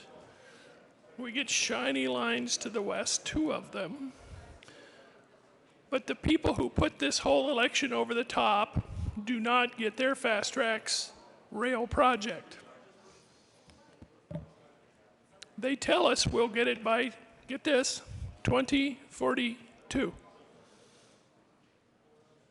2042. Now, many of us won't be alive by then. There'll probably be people living on Mars by then. But we can't get a rail line to Longmont. So I see this bill as a perfect vehicle to put in the Northwest Metro Rail Line to Longmont, since we're all putting in our projects. I ask for a yes vote. Senator Baumgartner. Thank you, Mr. Chair, and I appreciate the amendment by the good senator from Louisville. Unfortunately, I'm going to have to ask for a no vote on L021, and we'll try to, at some point in time, address those issues down the tracks. Seeing no further discussion, the question before us is the adoption of Amendment L021. All those in favor signify by saying aye. Aye. All those opposed by no. The noes have it. L021 is lost. Senator Baumgartner to the bill. Thank you, Mr. Chair.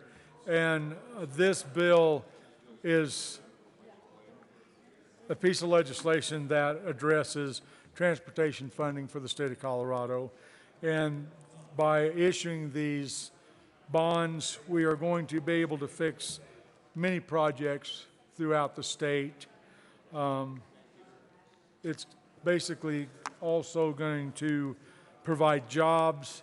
There's a lot of agencies that have in now support of this legislation.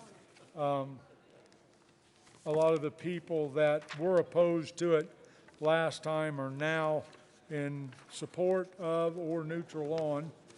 And I've got that list somewhere, Mr. Chair, but I don't know where it's at. It's in this mess somewhere. But anyway, there's a lot more support this year than there was last year, and I will ask for an aye vote on Senate Bill 210.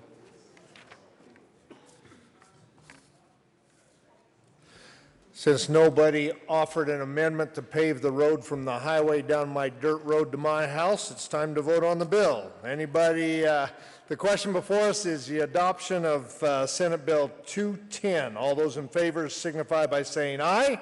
Aye. All those opposed say no. No. The ayes have it. Senate Bill 210 is adopted. Mr. Majors, please read the title of House Bill 1386.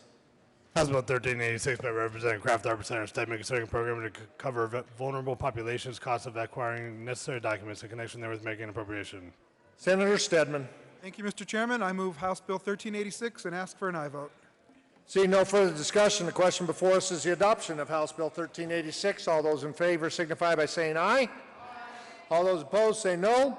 The ayes have it. House Bill 1386 is adopted. Mr. Majors, please read the title of House Bill 1429.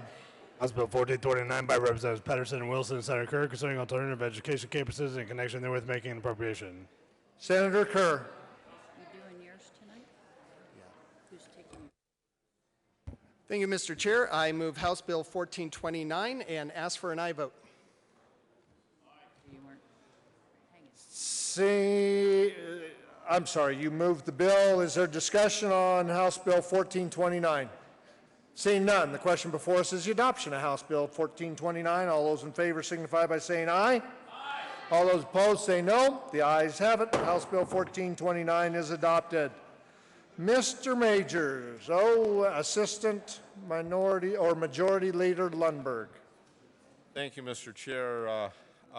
Need to take Senatorial 5. We will stand in a Senatorial 5.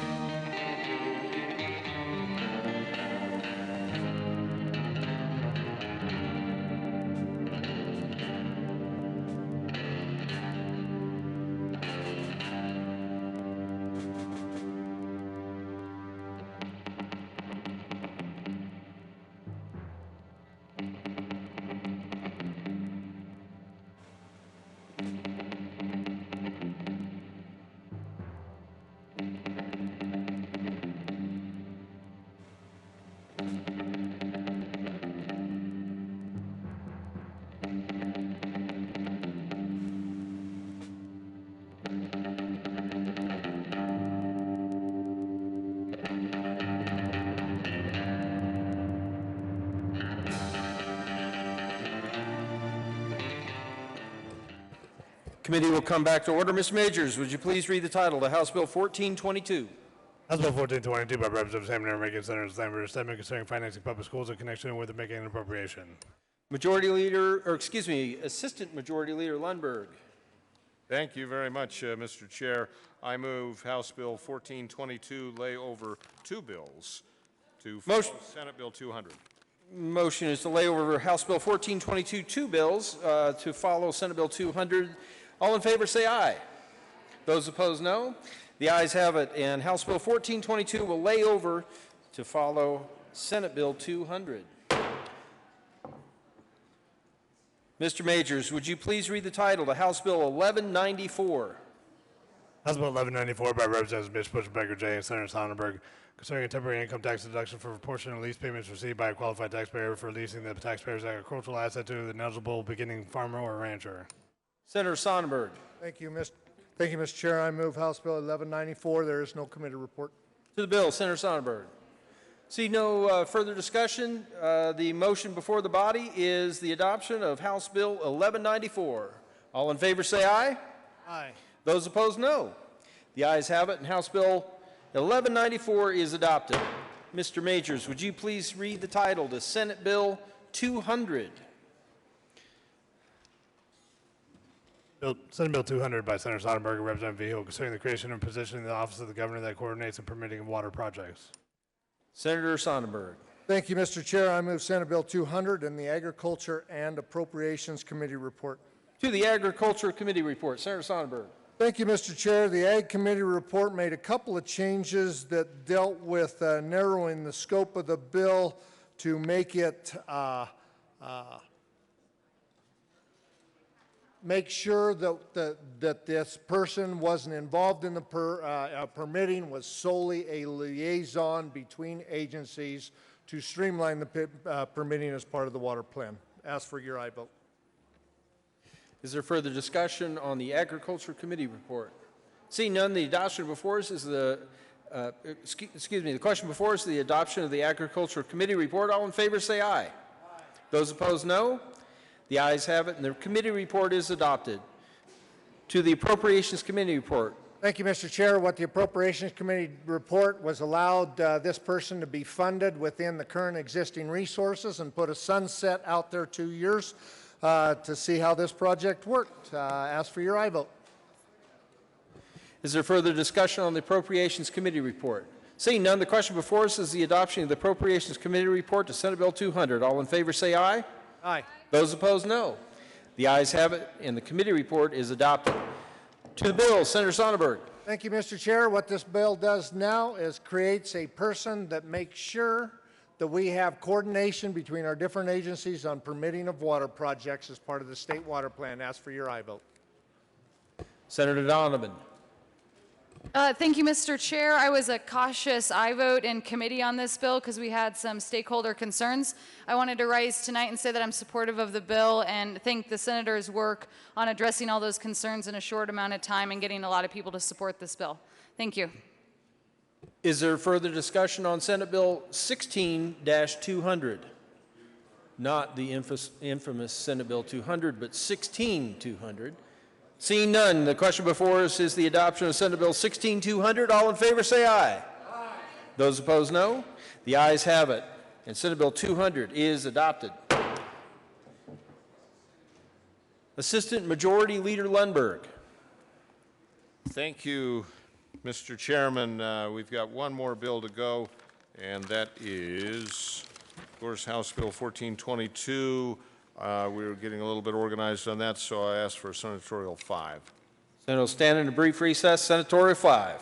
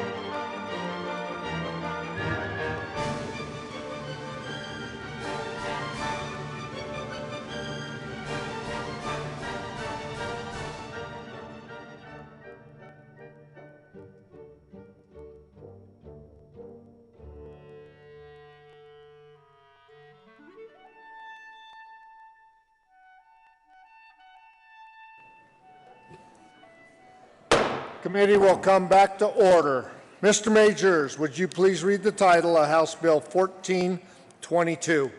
House Bill 1422 by Representatives Hamner and Reagan, Senators Lambert and Stedman, concerning financing public schools and in connection therewith making an appropriation. Senator Stedman. Thank you, Mr. Chairman. I renew our motion for House Bill 1422. And I don't know if we, where we left off, we still had L021 on the floor. But if we did, I withdraw L021. Okay, we have originally passed L031. We now have a new amendment on the desk. Mr. Majors, would you please read L46? Amendment L046, the House Bill 1422. Senator Stedman. Thank you, Mr. Chairman. I move Amendment L046.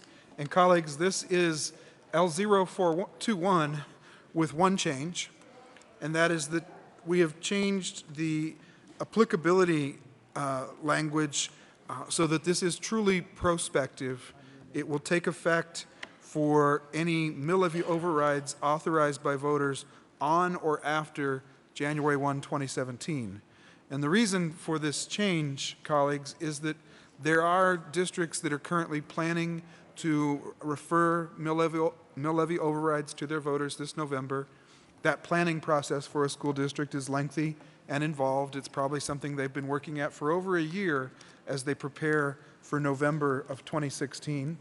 And to come in now and change the law with a bill that takes effect in July when they're finalizing ballot language and getting that referred to the ballot in time for the August deadlines when ballots are certified, that sort of changes the ground rules midstream. And so I like to say that the difference between this amendment and L021 is that this is truly prospective and would apply to mill levy overrides approved by voters starting after the first of the year.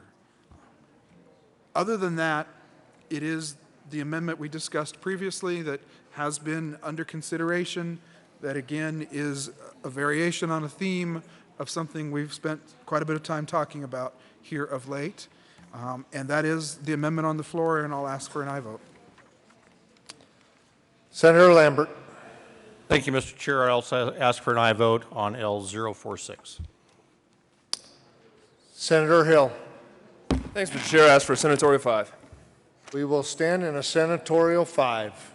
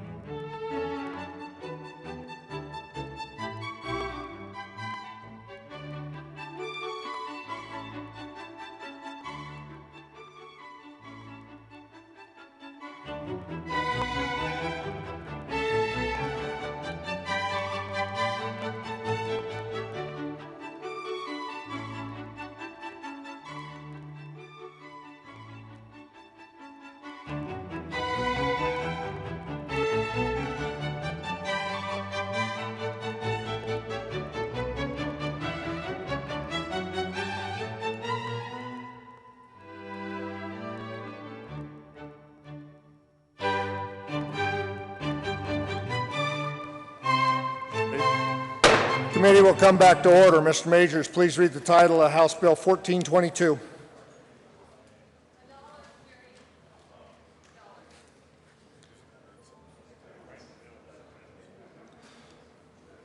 We'll read the title. I'll have them remove the amendment. House Bill 1422 by Representatives Hammond and Reagan, Senators Lambert and Stedman, concerning financing of public schools in connection therewith making an appropriation.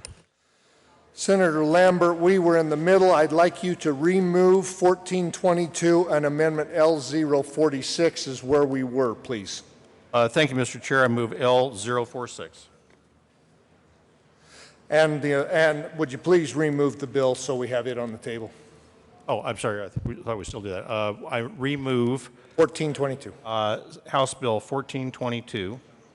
All right, we are on the amendment. The House bill and Amendment 46 is on the table. Is there discussion?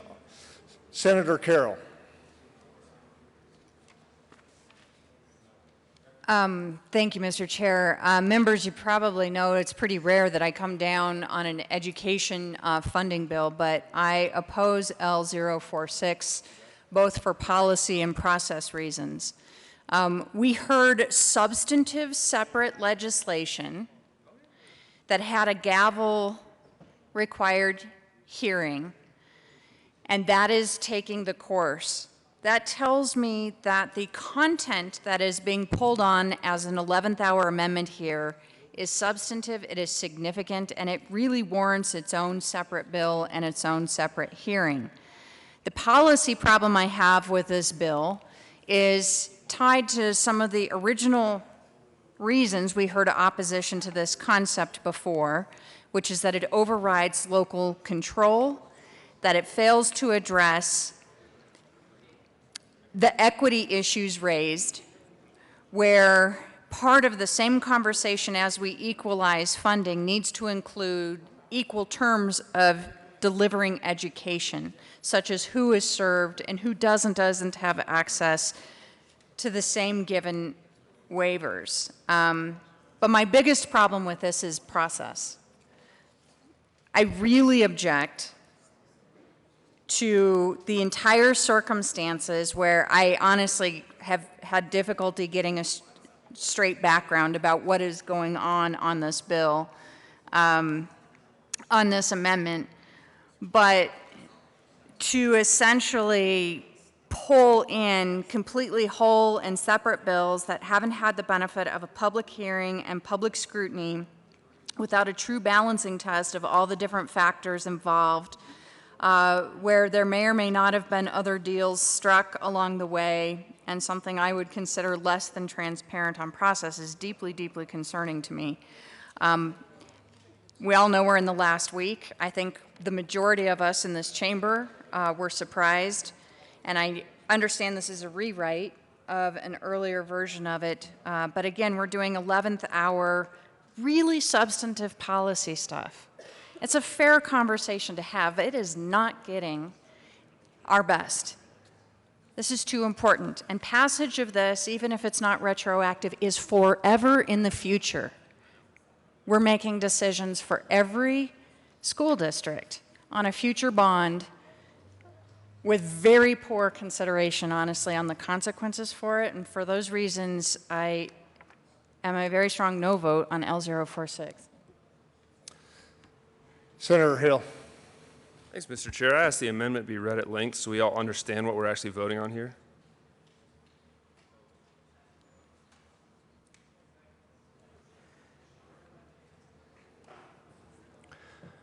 Amendment L046, House Bill 1422 by Senators Lambert and Stedman. Amendment Gross Bill, page 11, after line 4, insert section 10 in Colorado Revised Statutes, add 22, 30.5, 112.4 as follows. 2230.5, 112.4 charter schools meal levy revenues equalization definitions. Paren 1, as used in this section, unless the context otherwise requires, additional mill levy means the number of mills that a school district levies that are in addition to the school district's total program mill levy established in section 2254-106. Paren 2, but not including mills that are a school district may levy under section 2240-110 or article 42 or 43 of this title and that are authorized by voters on or after January 1, 2017. Section 2 for the 2017-18 budget year and each budget year thereafter, except as otherwise provided in subsection 3 of this section, each school district that authorizes a charter school and that receives revenue from one or more additional mill levies must ensure that the school district distributes the revenue to or uses the revenue to provide services, material, or equipment for each school of the school district, including charter schools that serves the purpose for which the revenue is distributed. The amount of revenue, services, materials, or equipment that each school of the school district receives may vary depending on the purpose for which the revenue is distributed, so long as variation in amount is not determined by whether the school that receives the revenue, services, materials, or equipment is a charter school or another school of the school district. Part 3, the provisions of subsection 2 of this section do not apply to any portion of the additional mill levy revenue that the school district may use to provide transportation services or to any services, material, or equipment that a school district offers to a charter school that the charter school chooses not to accept. Renumber succeeding sections accordingly. That is my fault. I apologize to the chamber. There is no requirement to have a amendment read at length at the request of a member, so I apologize for allowing that to happen. Senator Hill. Thanks, Mr. Chair. I understand there's not a requirement. I was just asking so we all understood exactly what we're voting on here. Colleagues, it's 11 o'clock at night. We continue to go back and forth about millions of dollars and 178 school districts, and I've yet to have the sponsors of this amendment clearly explain what it is we're trying to do here. I know we're talking about sharing mill levies, but which ones are we sharing? And so I asked the sponsors of this amendment, does this share all mill levies that all voters in all districts expect go to their public schools in their districts right now? Does it only apply to those authorized on or after January 1st, 2017? I asked the sponsors of this amendment to please come and explain before we vote on an important piece of policy. Seeing no further discussion, the question before us, Senator Hill. Thanks, Mr. Chair. This is shameful. We have perhaps one of the most important pieces of policy, as many mentioned, in this exact same spot the other day on Senate Bills 187 and 188. Many folks said this may be one of the most important policies that we pass here. And we can agree or disagree, but almost everyone voted on that policy because they thought it was so important. They voted yes because they thought it was critical that we share all money that was being collected equally with all of our children, or they voted no because they thought it was a mandate. And now we have this literally at the 11th hour, and the sponsors of the amendment, which mirrors the policies we were talking about before, had lots of discussion on. Lots of discussion in committee, lots of discussion between the buildings over the last 4 months we've been working on this. At the 11th hour, they propose something and won't even come down here and explain what they're trying to accomplish. Mr. Chair, if we were to vote on this now without the sponsors explaining it, without the sponsors talking about what's their goal, how does this fit into the hours and hours and hours of discussions and negotiations that we've had up until now? They won't walk us through this and have good discussion on it. How can we in good conscience stand here and vote on a policy that, truth be told, I don't think any one of us can stand up here and explain what the implication is? And it's not like this is the first chamber. It's not like this is the first hearing. This is the last real hearing we get on this bill. It's a $6.4 billion bill and no one will explain what this amendment does. I renew my request to the sponsors of this amendment to walk us through the impact. What are the financial implications? What are we doing here? Senator Lambert. Thank you, Mr. Chair. We've read through this. This is concerning mill levy overrides. It's been discussed here several times. We've had Senate Bill 187, Senate Bill 188. We've had ample discussion on those issues. The fact is, I think if you looked at a crystal ball, you'd find those are not going to be very successful.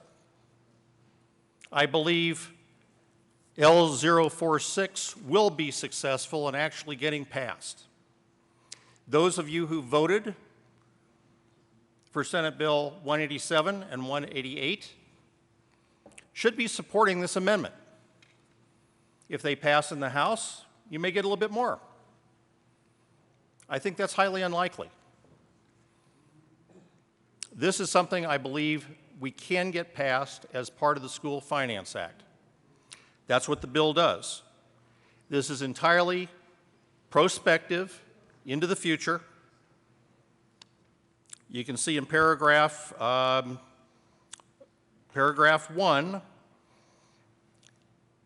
this takes effect what's authorized by voters on or after January 1st, 2017.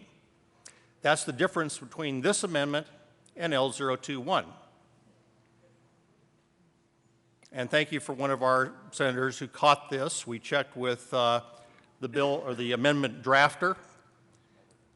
That was a good catch because we thought this and it was intended to be entirely prospective. But that was a technical correction here that the other bill sponsor explained, I think, when he came to the well. And that's what Amendment L046 does. If you want to support this much of mill levy override, please vote yes. If you do not want to, that's completely within your power to vote no. Then we'll vote on House Bill 1422 with no language for mill levy overrides, and we'll be done for the evening. Thank you very much. Senator Hill. Thank you, Mr. Chair. In the words of the great philosopher Inigo Montoya, you keep using that word perspective. I do not think it means what you think it means. What do you mean, prospective? Colleagues, what we're doing here, if I read this correctly, and again, we don't have time to actually sit and discuss the financial implications to run our numbers that we run always on school finance, always on these other bills. This says perspective. So does that mean that if voters last year approved a mill levy within their district to fund public schools, and they said they were funding public schools, and those voters thought, hey, my kid goes to a public school, this is going to go fund my child at that public school, but it turns out they go to a charter school. Are we applying those mill levies and saying those have to be shared equally? Or when I read this, what I understand it to be is that we're actually just applying anything that passes after January 1st, 2017. So that means for most of our districts have already maxed out. We've heard about this, we've talked about it in joint education, joint budget, joint committees, about how most districts have actually maxed out their ability to apply mill levy overrides. See, they're capped at 25% of per pupil revenue. So they're already capped at this. And so by saying that, since most districts already have maxed it out, the effect of this amendment is to say maybe for the 1 or 2 or 3 districts out there that still have some room to pass these, that still have some bandwidth to apply this, it only applies for those districts. I think Greeley is in there. I think Pueblo is in there. I think there might be a couple of others in there. But again, it's the 11th hour and we don't have those numbers. So I asked the sponsor to come up and explain if that's not correct. If it's not correct, as this only applies to mill levies after January 1st, 2017, What mill levies does it apply to? Does it apply to the ones that were passed 2 years ago, and 4 years ago, and 6 years ago?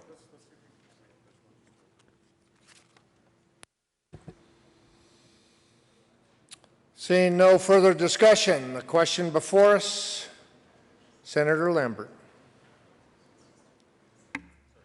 Thank you, Mr. Chair. Well, I'll explain it again. This is prospective for elections that are authorized by voters after this year. This year ends on 31st of December, 2016. The clear language of this amendment is this authorized for mill levy votes after that date, starting in January 1st, 2017. That is prospective. I'd ask for an aye vote. Seeing no further discussion, the question, Senator Hill.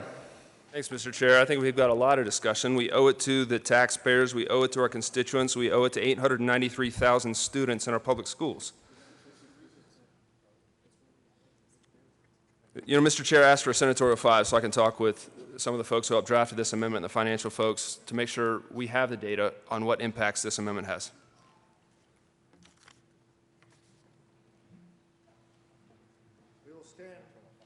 We will stand in a senatorial 2.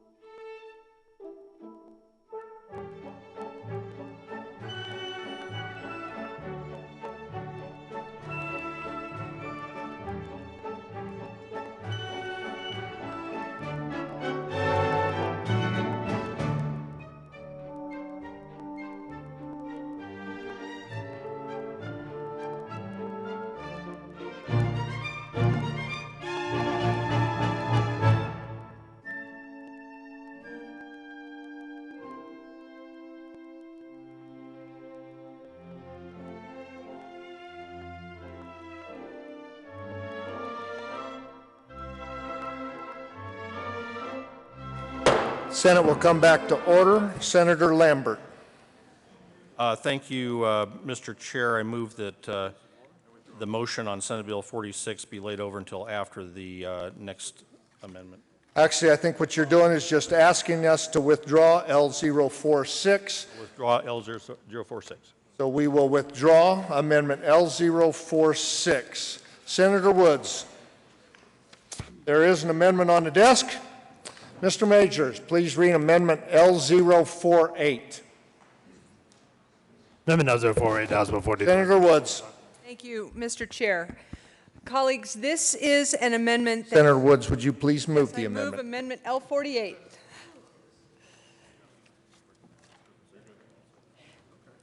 Go. This is an amendment that strikes an earlier amendment tonight that was number 31 and gives our rural districts an opportunity to take 50% of the negative factor they've been hit with this year for the very first time as a grant instead of a loan. These small school districts, we all realize, will not be able to take the loan except for the most dire of circumstances because they are not going to be able to pay it all back in a year. And so this will allow the 10 districts that are being hit with negative factor. 9 of those 10 have never had the negative factor before, and 1 of them has, but this is the 10 right now that are in dire shape because drilling, energy, coal mining has all, or not coal mining, but the molybdenum mine at Clear Creek is all shut down, and these 10 districts are at risk of a lot of their program funding being sucked away by negative factor this year. So we're letting them take 50% as a grant, and we would ask for your support. Is there further discussion on Amendment 48? Senator Sonberg. Thank you, Mr. Chair. Members, it's unfortunate, and I understand that. The 10 school districts we're talking about, or the 9 that have never had this before, that we're talking about, are schools that actually have funded themselves and have not taken state money because of the valuations they have had because of oil and gas or minerals in their tax base. Now, with the decrease in those values, the decrease in the assessed values, which decrease that tax base, all of a sudden they find themselves being part of the regular funding system in which those dollars would then need to be backfilled by the state, as we do in all 168 other districts. The unfortunate part is these schools have never had to live with a negative factor, and because of that, they immediately get hit with the full-fledged of the negative factor. That's what's unfortunate.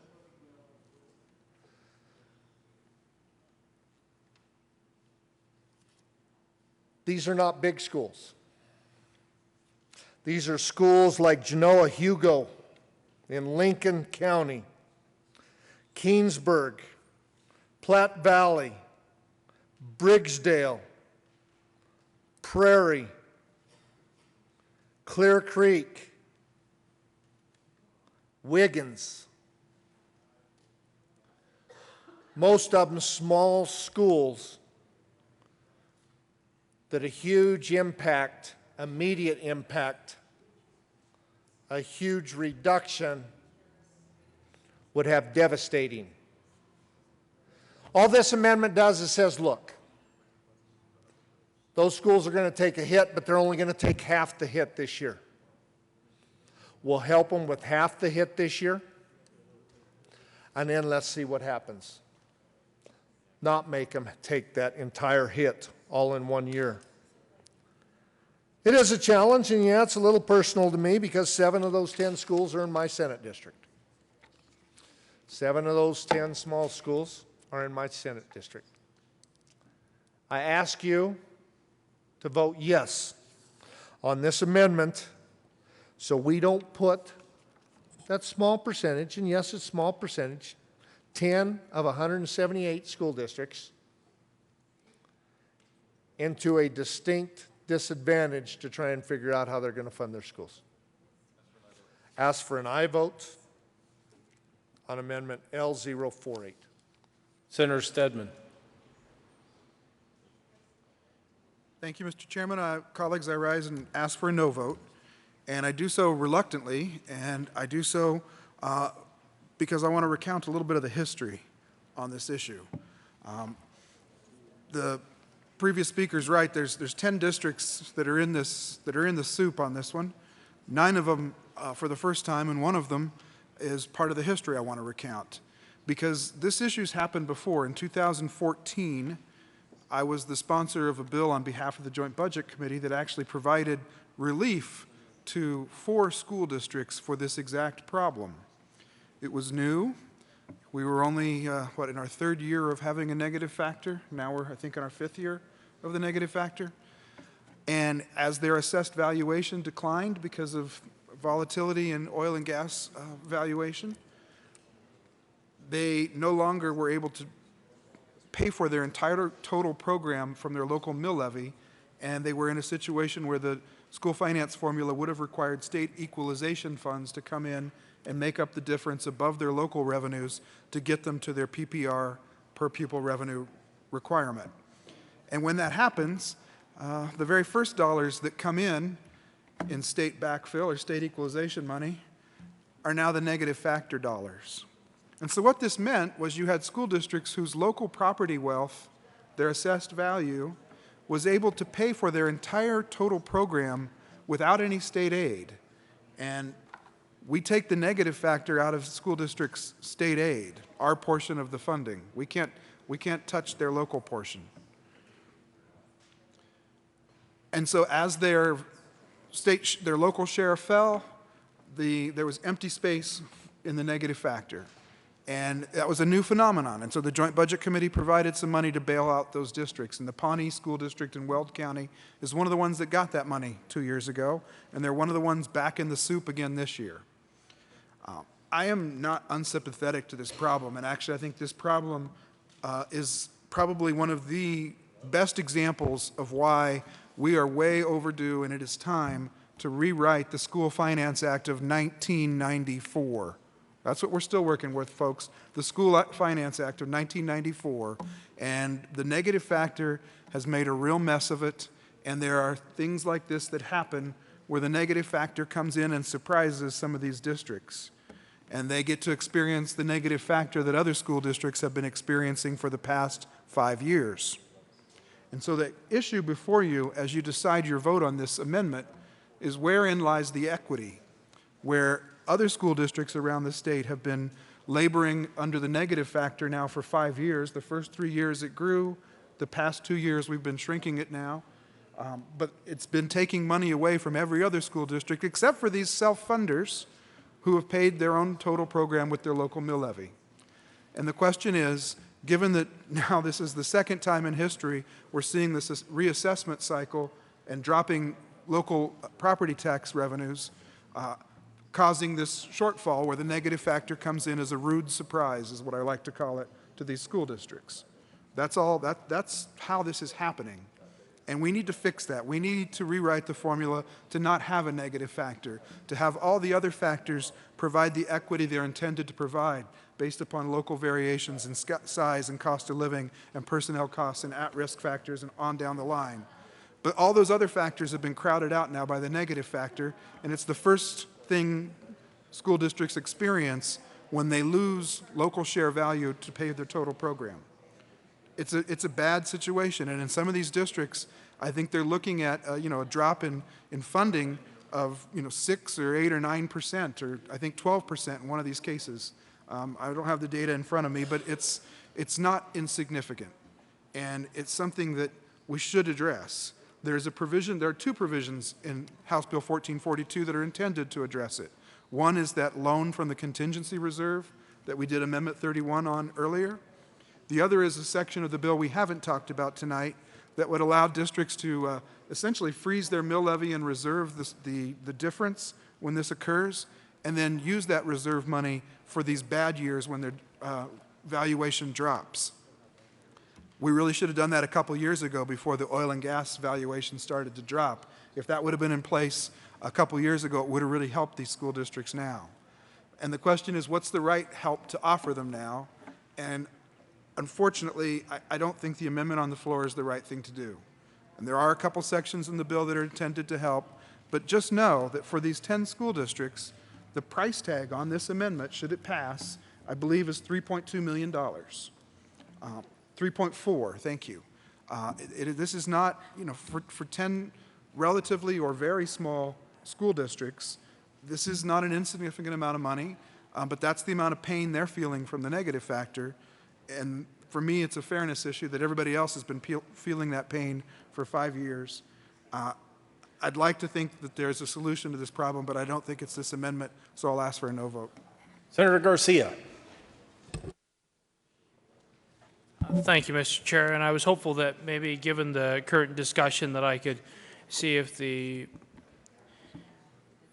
sponsors of the amendment could really speak to, you know, I've noticing in the sequence of these amendments, and as I'm trying to wrap my head around this, given the importance of 1422 in the hour that we have this before us, I've heard the senator from El Paso County indicate the importance of this for Pueblo County. And then I've also heard then the senator from Denver indicate the cost of this $3.4 million for these school districts and making sure that this amendment would not be hurtful to a district like mine, ensuring that that is not the case. While I am and would love to think a champion of ag and serve on the ag committee and love to support our agriculture and understand rural communities and have family who have come from rural parts of this state.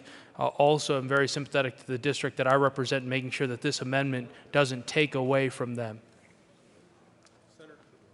Senator Woods. Thank you, Mr. Chair. Real quickly to address those concerns, and I do thank the good senator from Denver. His institutional knowledge here is going to be greatly missed. No, this will not impact any other school districts. It is $3.4 million that will come out of the state education fund. It's a $100 million fund that's set aside for emergencies, and we're going to ask for $3.4 million to grant these school districts. And there's only one on this list of 10 that's had help in the past. So it will not impact other districts. We ask for an aye vote. Is there further discussion on Amendment 48? Seeing none, Senator Lambert. Thank you. I just want to give my perspective on this. For this vote, I will be a yes vote on this. This was similar to an amendment that was put on the House that was defeated in the House. So every time we add more to this bill, I just wanted everybody to realize that this may not be accepted by the House. It may change their behavior since they had already opposed this amendment. But for right now, I will be a yes vote, and I ask for division. Seeing no further discussion, the motion before the body is the adoption of Amendment 48. A division has been requested. Will all those in the chamber not entitled to vote please be seated?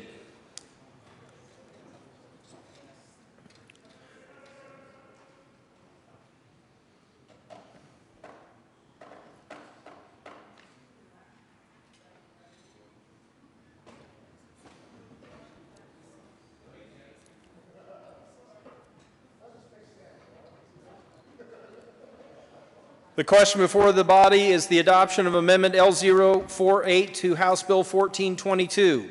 All in favor of Amendment L048, please rise and remain standing until the count is completed.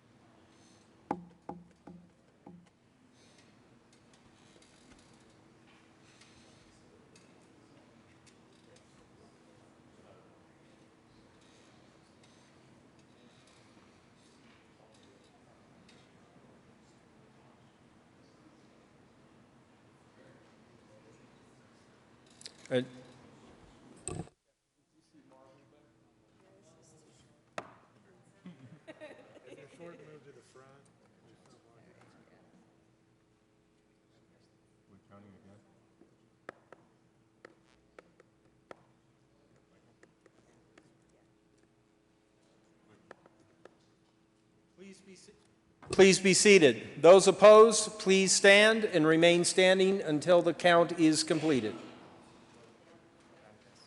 All right.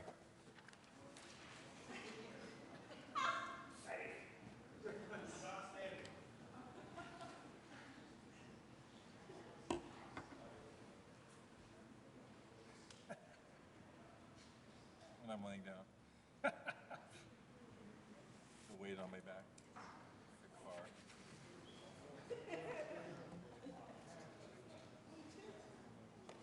What's wrong with your big toe? The amendment is adopted. To House Bill 1422. There is an amendment on the desk. Mr. Majors, would you please read L044? Amendment L044 to House Bill 1422 by Senator Johnston, amendment reading gross bill, page 11, after line 4, insert section 2. Senator Johnston. Thank you, Mr. Chair. I move Amendment 44 to House Bill 1422. Tell me about Amendment 44. Thank you, Mr. Chair. So Amendment 44 is a different attempt at the compromise that was provided earlier on the mill levy override issue. This provides a different approach to try to solve some of the equity issues that were raised in the other bills discussed here.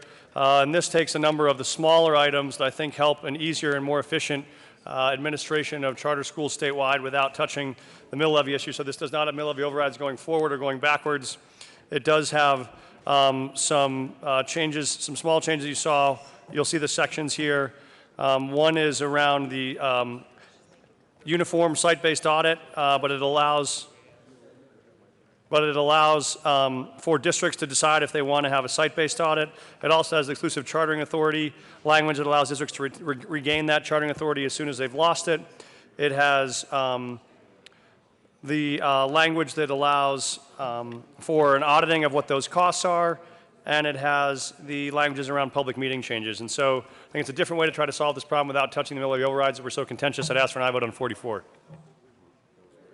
Senator Hill. Thanks, Mr. Chair. Colleagues, we discussed this at length and multiple other bills and multiple committees. It has almost everything we're looking for. Ask for your support.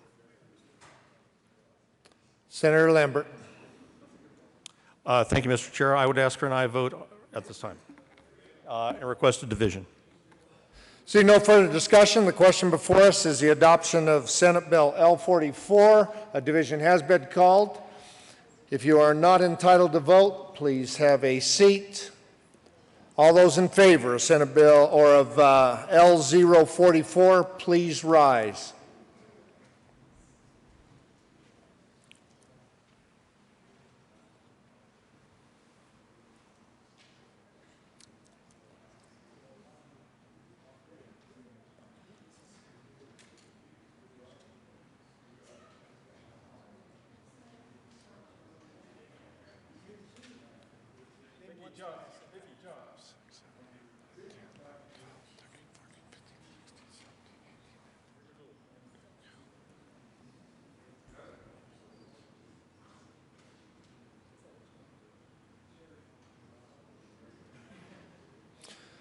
Thank you. You may be seated. Those opposed, please stand.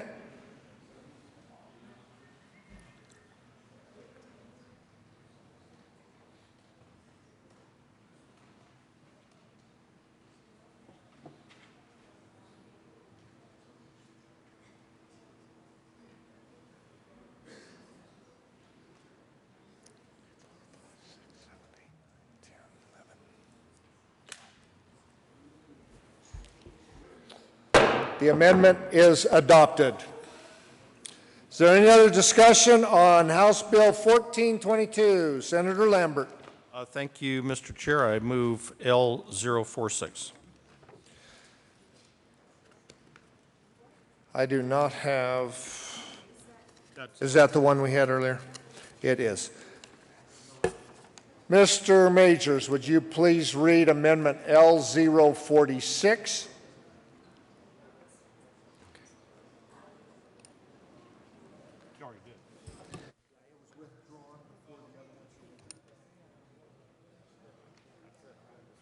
Mr. Majors, please read Amendment L046. Amendment L046. Senator Lambert. Thank you. I move L046. Is there any other discussion on L046? Senator Hill. Thank you, Mr. Chair. I'm kind of surprised that the same person who just voted on the last amendment continues on this one. Colleagues, this accomplishes nothing for us. Nothing for those districts who have maxed out their mill levies, who have maxed out their ability under our law, under our Constitution, to tax themselves and pay for public schools within their district. This only deals with new mill levies authorized by voters on or after January 1st, 2017. So, here's what this means. It means that for many of our districts who no longer by law are allowed to tax themselves to pay for public schools and choose that they are not going to share that with their charter school or their public charter school students, it means they're never going to have to share that money.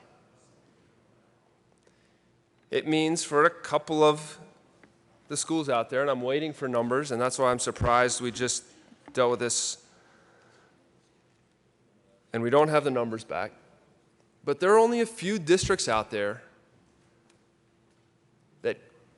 that still can increase their mill levies. And only those few districts are the ones that will be required and affected under this. This is, I'm afraid to ask for another senatorial 5 because every time I do, the proposed amendment that comes back is worse and worse for our public school students. Every time, it's less and less for those that are systematically disadvantaged. What this amendment means, if we pass this, sure, we can pat ourselves on the back and say, hey, maybe for a little bit, for a couple of districts, for a couple $100,000, maybe for a couple $1 million out of $6.4 billion. That money will be shared. But what it means is for many of our districts, if you have a child who is moving into your district, as many folks are moving into Colorado, and they look at a couple of schools. Maybe they're in fourth grade and they're trying to decide what school they're going to go to. It means this, if we pass this amendment, it means we don't do anything for that child who decides, you know, I've got two options. I've got a traditional neighborhood elementary school and I have a public charter school. Maybe it's a Montessori school, maybe it's an arts and crafts school, maybe it's a science and technology school. It means that if that child decides, if your child decides, your constituent decides they are going to go to the traditional neighborhood school, they could be worth $10,000, and they would get a $10,000 education and the services and the programs that go along with that. But if they decide, you know what, maybe this Montessori approach is good for me, or maybe this School of Science and Technology approach is good for me. If you're in one of these districts where they're systematically discriminated against our public school students, and they decide to go to that school that fits them, they're only worth $8,000. They only get an $8,000 education, when if they'd have gone across the street to the other school, they would have gotten a $10,000 education. And colleagues, whether you think it's a good policy or not, I'm sure we can debate that, but it's pretty clear to me and to many of our voters, when we talk about the Constitution, thorough and uniform system of free public schools means that child within that district is worth the same amount no matter where they go to school, no matter what education system is best for them. And many of us know this. Many of us have children, many of us have grandchildren, and we know how different each and every single one of our children are. They've got different skills, they've got different strengths, they've got different weaknesses, they have different fears, they have different things that gets them excited. Some of them love a large class size and the energy that comes with that, as my son does. Some of them, like my daughter, need small class sizes and much more personal attention. Some of them, like my son, needs a lot more outdoor and get up and move around kind of activity and jump one thing to the next. And some, like my daughter, sometimes she needs a couple hours to wrestle with something. They're all different. We need different school options for each of our different children. And this says, hey, we'll give you one option, but if you pick anything else, you're only worth 80% as much. And we can't do anything about it. We're not going to do anything about it going forward. The equivalent here, let's be honest. I mean, we talked about the mag ban and whether or not we should get rid of the 15-round or 30-round or whatever it is. But if we were to pass something on this year, we know nothing would happen. And we all know it. Nothing would happen going forward. Friends, if we pass this right now, we're not going to address in the next couple of years the real inequities in our public school system. Colleagues, I ask for a no vote on Amendment 46. Senator Lambert. Thank you. I asked for an aye vote on L046. I request a division. See no further discussion. The question before us is the passage of Amendment L048. A division has been called. If you're not in, oh, I'm sorry, L046. Division has been called. If you're not entitled to vote, please have a seat. All those in favor of Amendment L46, please stand.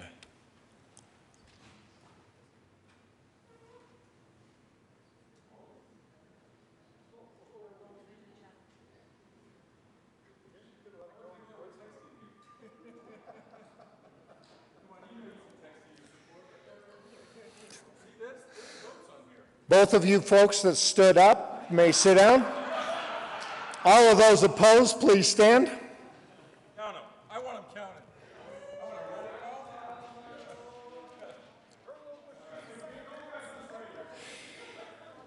With lots standing, Amendment L046 is lost. Senator Lambert.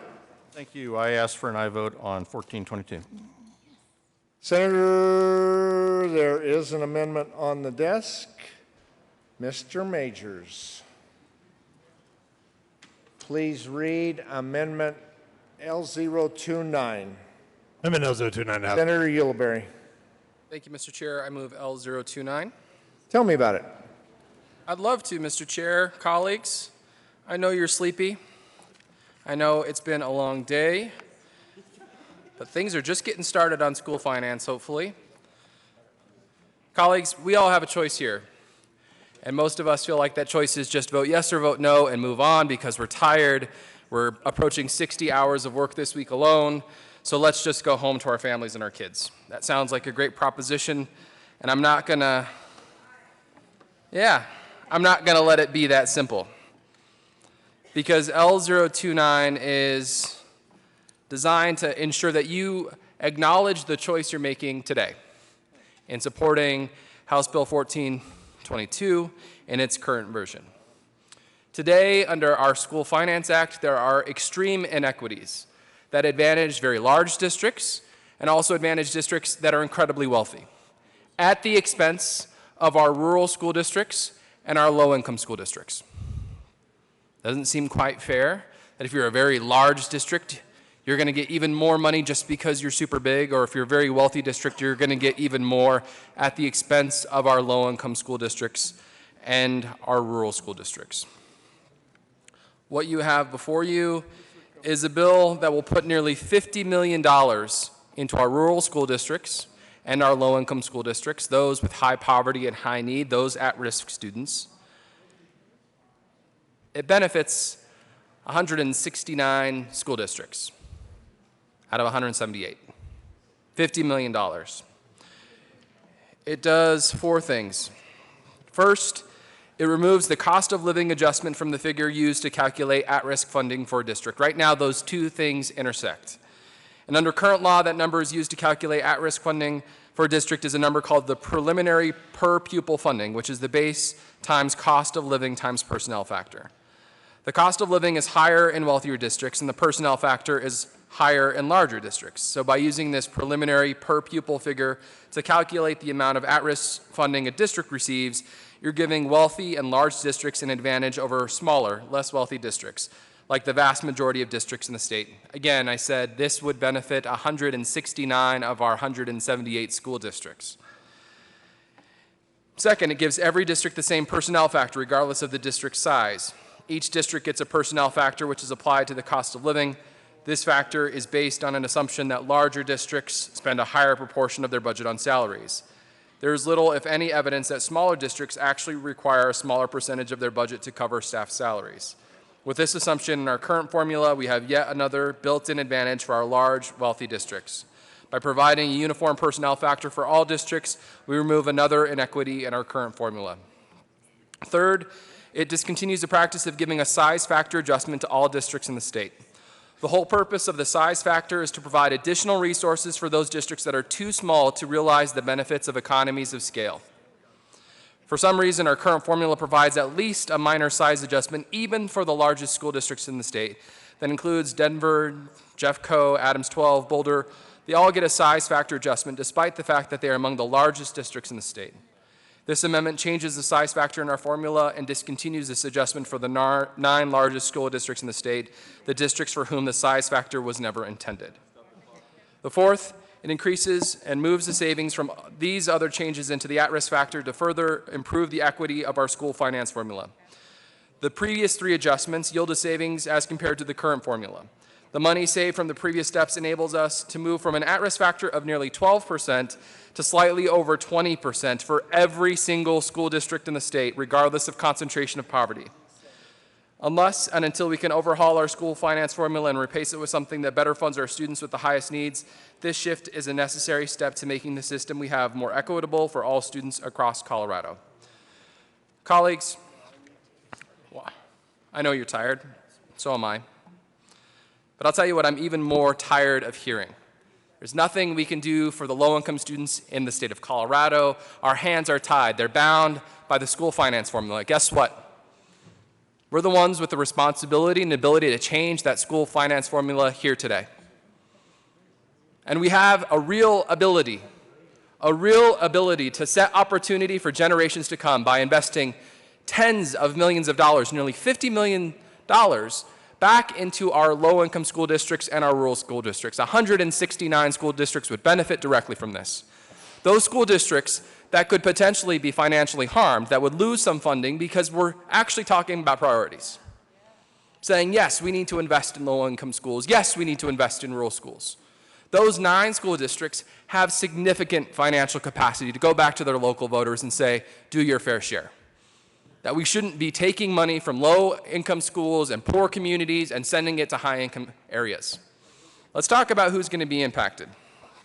Let's walk through the numbers because I heard there was concern earlier about the cost and impact.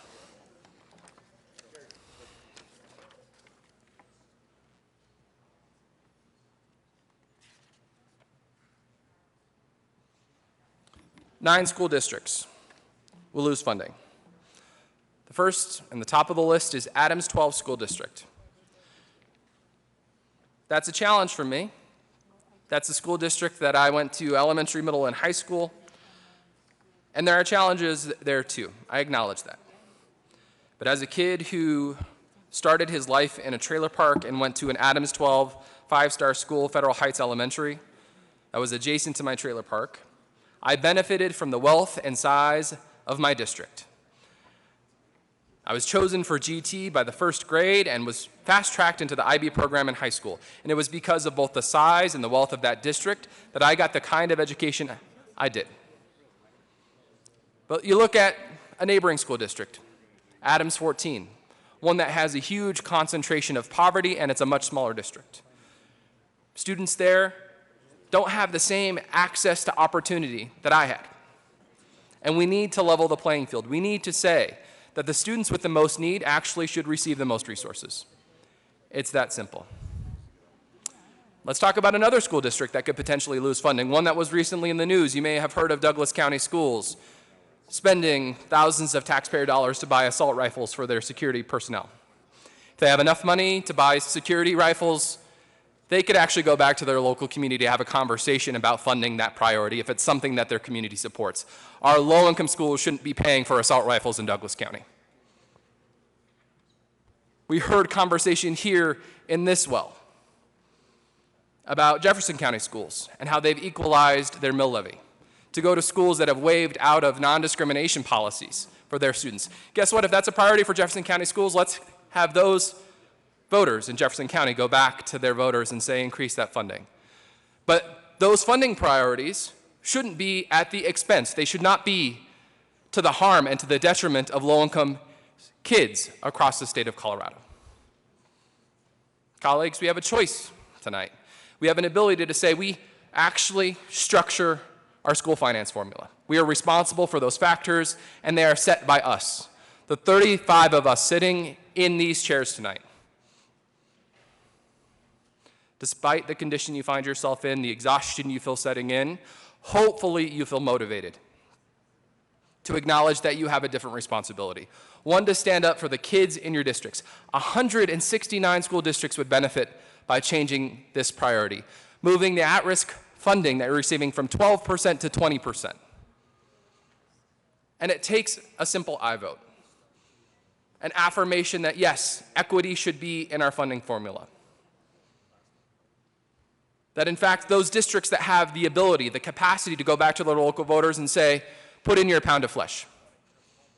Show us your commitment, that they should be forced into that responsibility. Why am I passionate about this? Why do I care? Because I went to Rosehill Elementary School for a bill signing, and I talked to some of the kids there. Kids who go to school hungry and leave school hungry, kids who don't generally have stable housing, who can sit in their classroom and look up and see sky. Literally, sunshine shining in through the ceiling. Who can't afford books, who can't afford teachers. And being in that school, I couldn't look in their faces and say, oh, you're to blame. In fact, I had to look at myself in the mirror and say, we have a responsibility. We have a responsibility. We have a responsibility to all of our students in the state of Colorado, and we can do something different.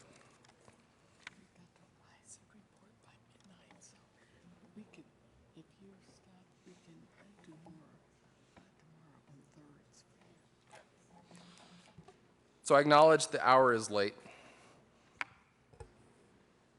but my passion is great. I know that we need to rise and report by midnight to have our work completed. I don't know if that gives me incentive to keep going for the next 15 minutes, colleagues. It's important that we know what we're doing and the impact that we have on the lives of children. Colleagues, we have a choice. Please support L029.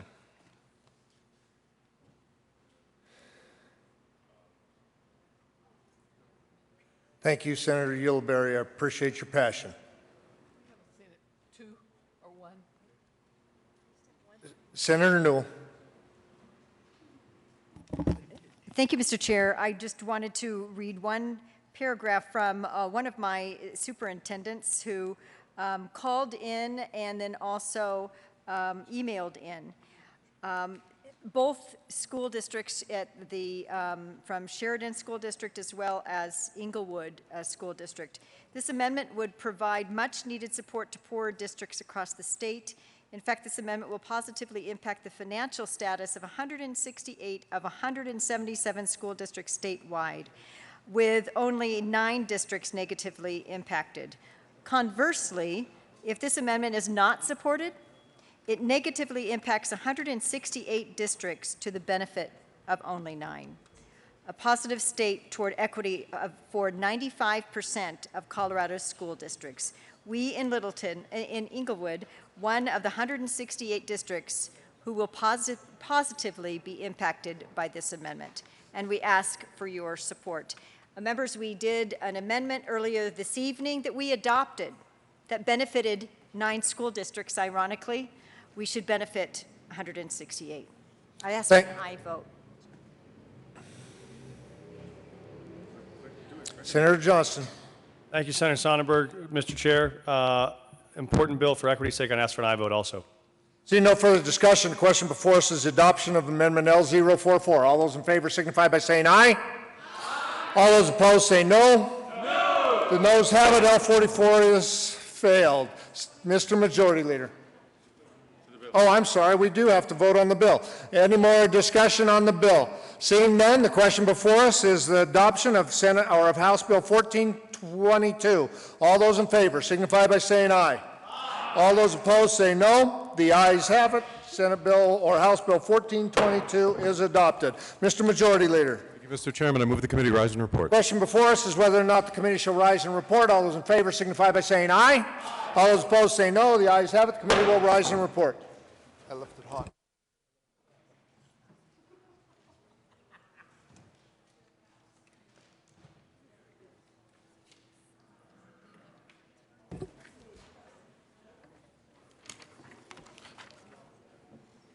Senate will come back to order. Senator Sonnenberg. Thank you, Mr. President. We had a number of bills up for discussion. Well, it's a long one. Should I have Mr. No, Mr. Majors, please read the report. May 5th, 2016, Mr. President, Committee on the Whole Basically reports out of consideration of the following tax bills being second reading thereof makes following recommendations around. Senate Bill 196 is amended, Senate Bill 194 is amended, Senate Bill 212, 210 as amended, 200 as amended, passes second reading, order goes place to the counter for third reading and final passage. House Bills 1031, 1160, 1383 is amended, 1362 is amended, 1286, 1077 is amended, 1117, 1211 is amended, 1047 is amended, 1345 is amended, 1404 is amended, 1290 is amended, 1398 is amended, 1288 is amended, 1440 is amended, 1261, 1234, 1289, 1386, 1429, 1194, 1422 is amended. Pass the second reading. Order revised. Placed on the counter for third reading and final passage. Senator Sonnenberg. Thank you, Mr. President. I move for the adoption of the report. There is an amendment. Mr. Majors, please read Amendment 1. Committee of the Whole Amendment 1 to House Bill 1362 by Senator Martinez-Humanic. Thank you, Mr. President. I move to amend the report of the Committee of the Whole to show that the Finance Committee amendment to House Bill 1362 did not pass. Is there further discussion? The motion before the body is the adoption of Committee of the Whole Amendment 1 to House Bill 1362. Are there any no votes? With 35 ayes, 0 no, 0 absent, 0 excused, the Committee of the Whole Amendment 1 to 1362 is adopted. We are now to the Committee of the Whole report. Is there further discussion? Seeing none, are there any no votes?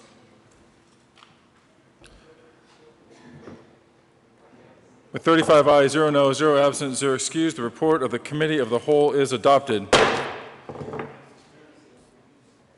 Senate Bill 196 is amended. Senate Bill 194 is amended. Senate Bill 212. Senate Bill 210 is amended. Senate Bill 200 as amended. Passed on second reading and ordered engrossed and placed on the calendar for third reading and final passage. House Bill 1031. House Bill 1160. House Bill 1383 as amended. House Bill 1362 as amended. House Bill 1286. House Bill 1077 as amended. House Bill 1117. House Bill 1211 is amended. House Bill 1047 is amended. House Bill 1345 is amended. House Bill 1404 as amended. House Bill 1290 is amended. House Bill 1398 is amended. House Bill 1288 as amended. House Bill 1440 as amended.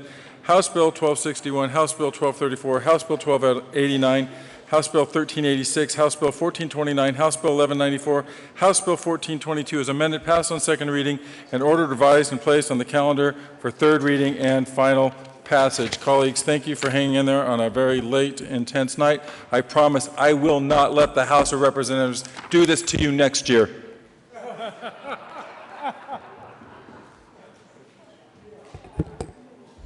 Discussion.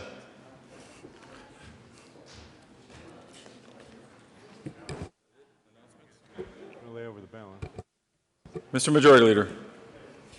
Thank you, Mr. President. I move the Senate lay over the balance of the calendar to tomorrow, 6th day of May.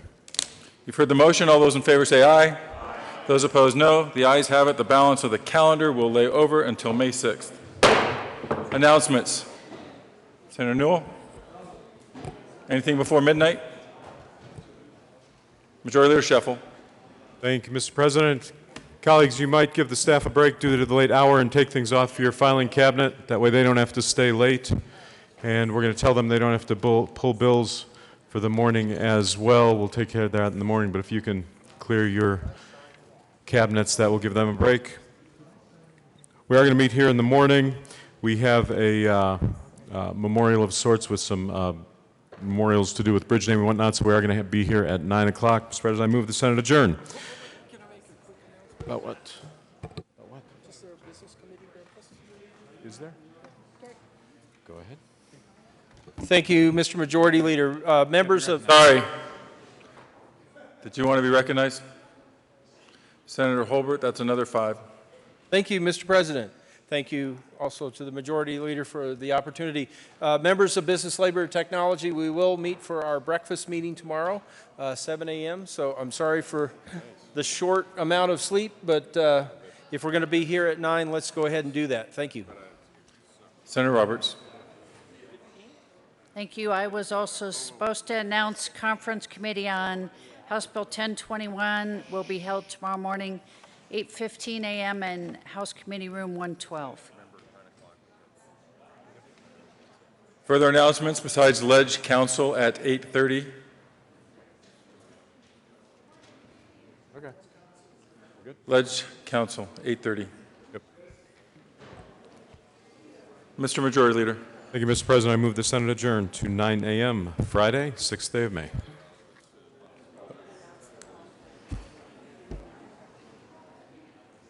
Hold on.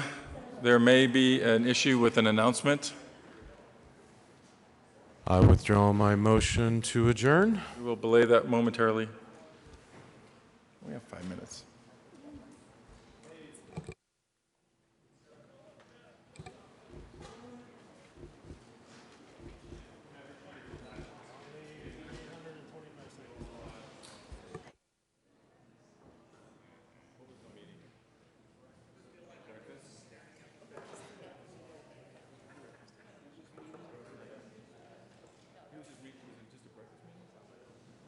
Majority Leader Shuffle. Sorry. We good? Yep. Thank you, Mr. President. I move the Senate adjourn to 9 a.m. Friday, 6th day of May. All those in favor say aye. Aye. Those opposed, no. The ayes have it. The Senate will be adjourned until 9 a.m. May 6th.